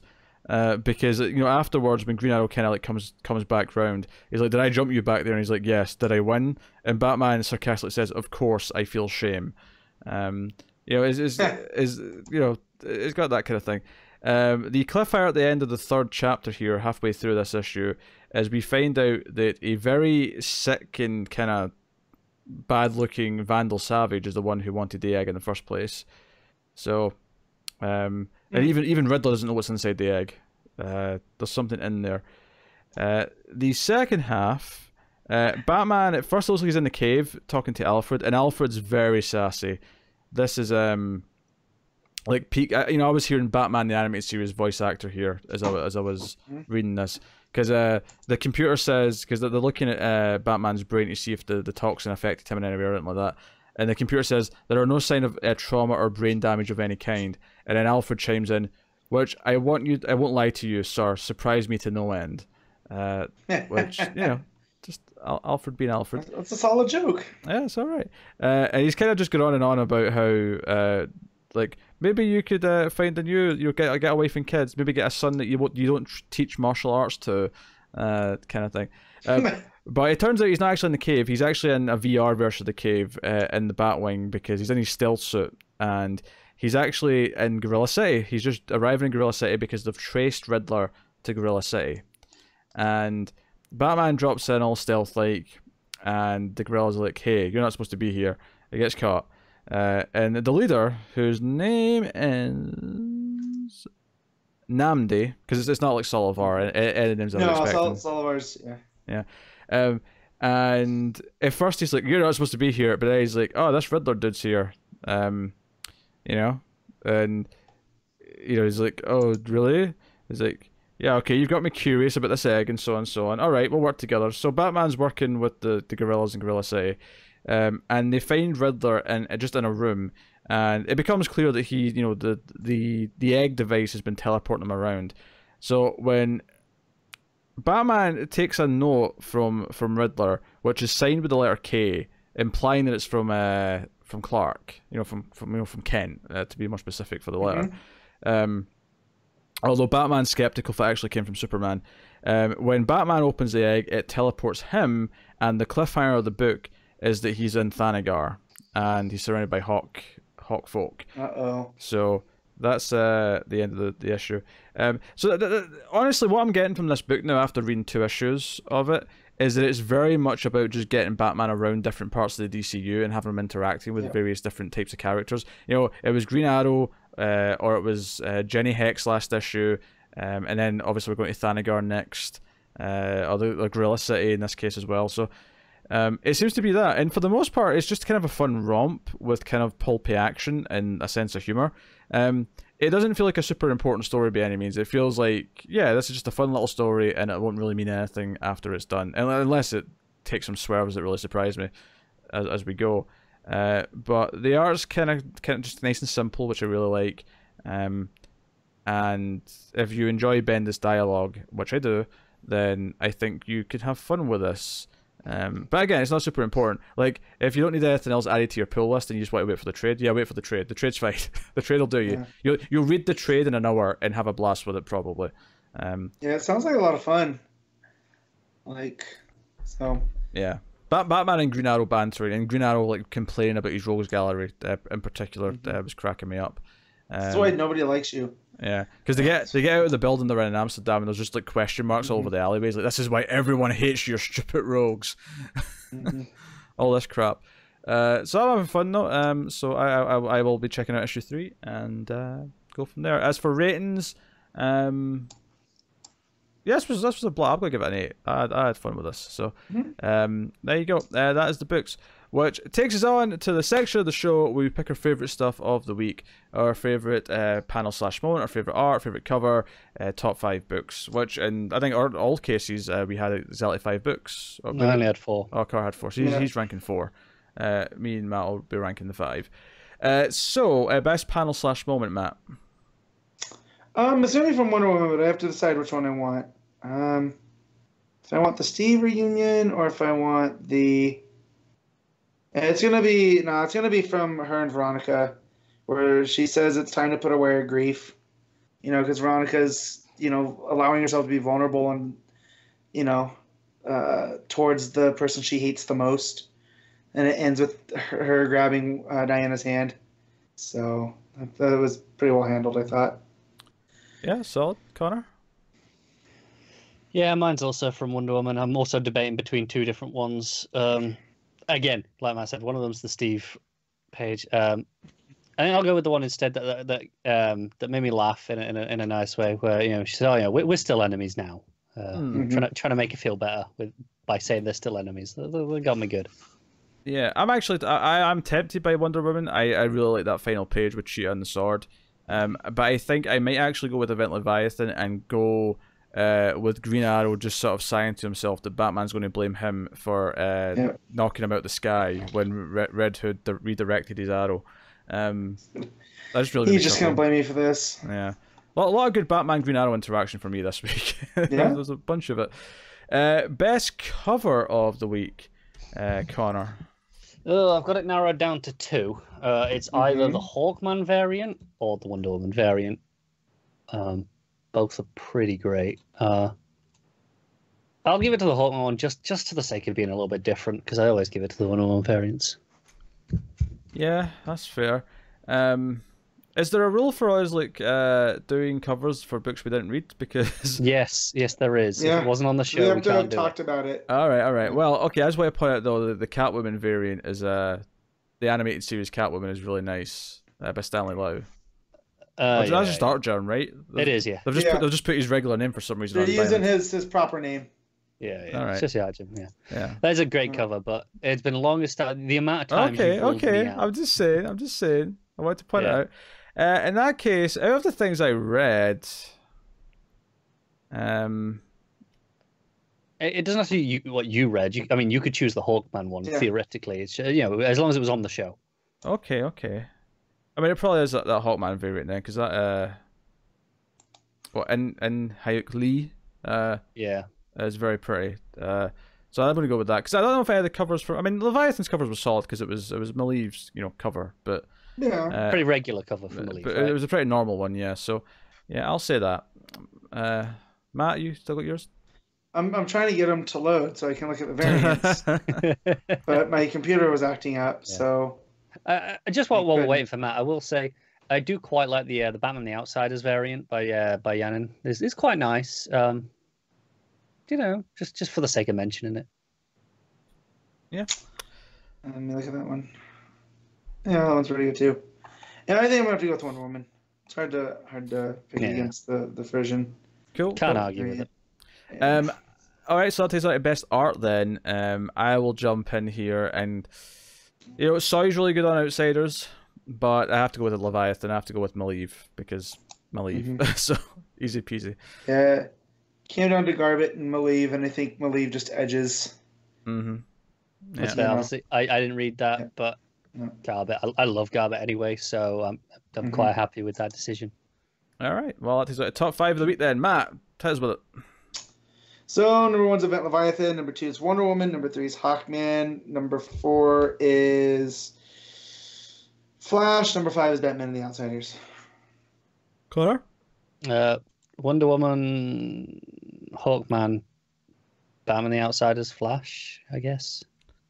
For me, it's number 1, Event Leviathan. Number 2, Wonder Woman. Number 3, Batman Universe. Number 4, Batman the Outsiders. And then number 5, Flash. There you go. Easy peasy. So, yeah, that wraps up the regular part of the show this week. Although I did ask on Twitter this week for the people. Oh, you did? You did. Quite late, admittedly. Quite late, yeah. I did do it late, so, I mean, there's not a ton of responses because I did it, super last minute. But, worth mentioning, so at Ryan Falley, or Faley, if I'm mispronouncing your name there, might just be Fail, actually. But, definitely Superman. Oh, wait, no. No Superman. I honestly only read Event Leviathan this week. It was pretty great, though. So, by default. only one Bendis issue instead of the 2 or 3 that you might have had. At Sensei, only had 3 DC books this week. Wonder Woman was probably the best. Yeah, it was really good. At Carve_Nelson, Flash, nice rebound after year 1. May have a hard time fighting McConnor on that one. But yeah, so yeah, I will try and remember to ask you guys early enough next week to actually give you time to respond. But thank you very much for doing that. That's at DC Comics Podcast or Twitter if you want to follow us on there. And of course, next week we do want questions, which you can send to that Twitter. I will ask on the Twitter, of course, as well, but you can just send them to that Twitter, or you can email us longer questions, or if it's just easier to email, you can do that at mftvquestions@gmail.com. And why is it that we want questions for next week?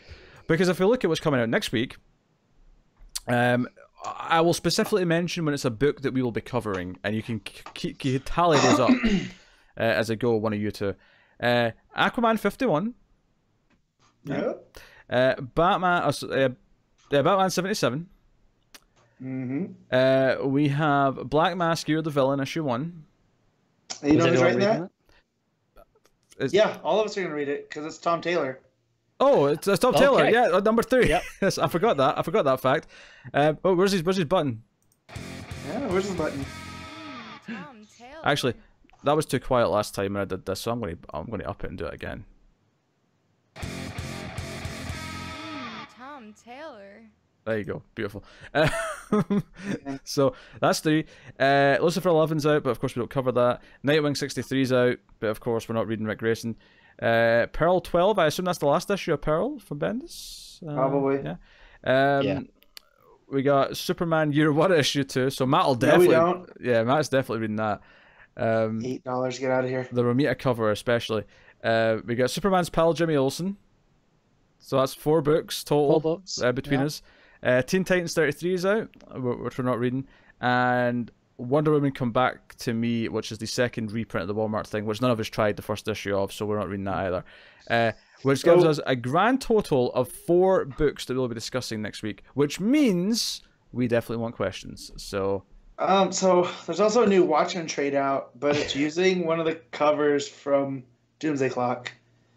Interesting. So, yeah, so Why it not? was, remember they had the lenticular Yeah.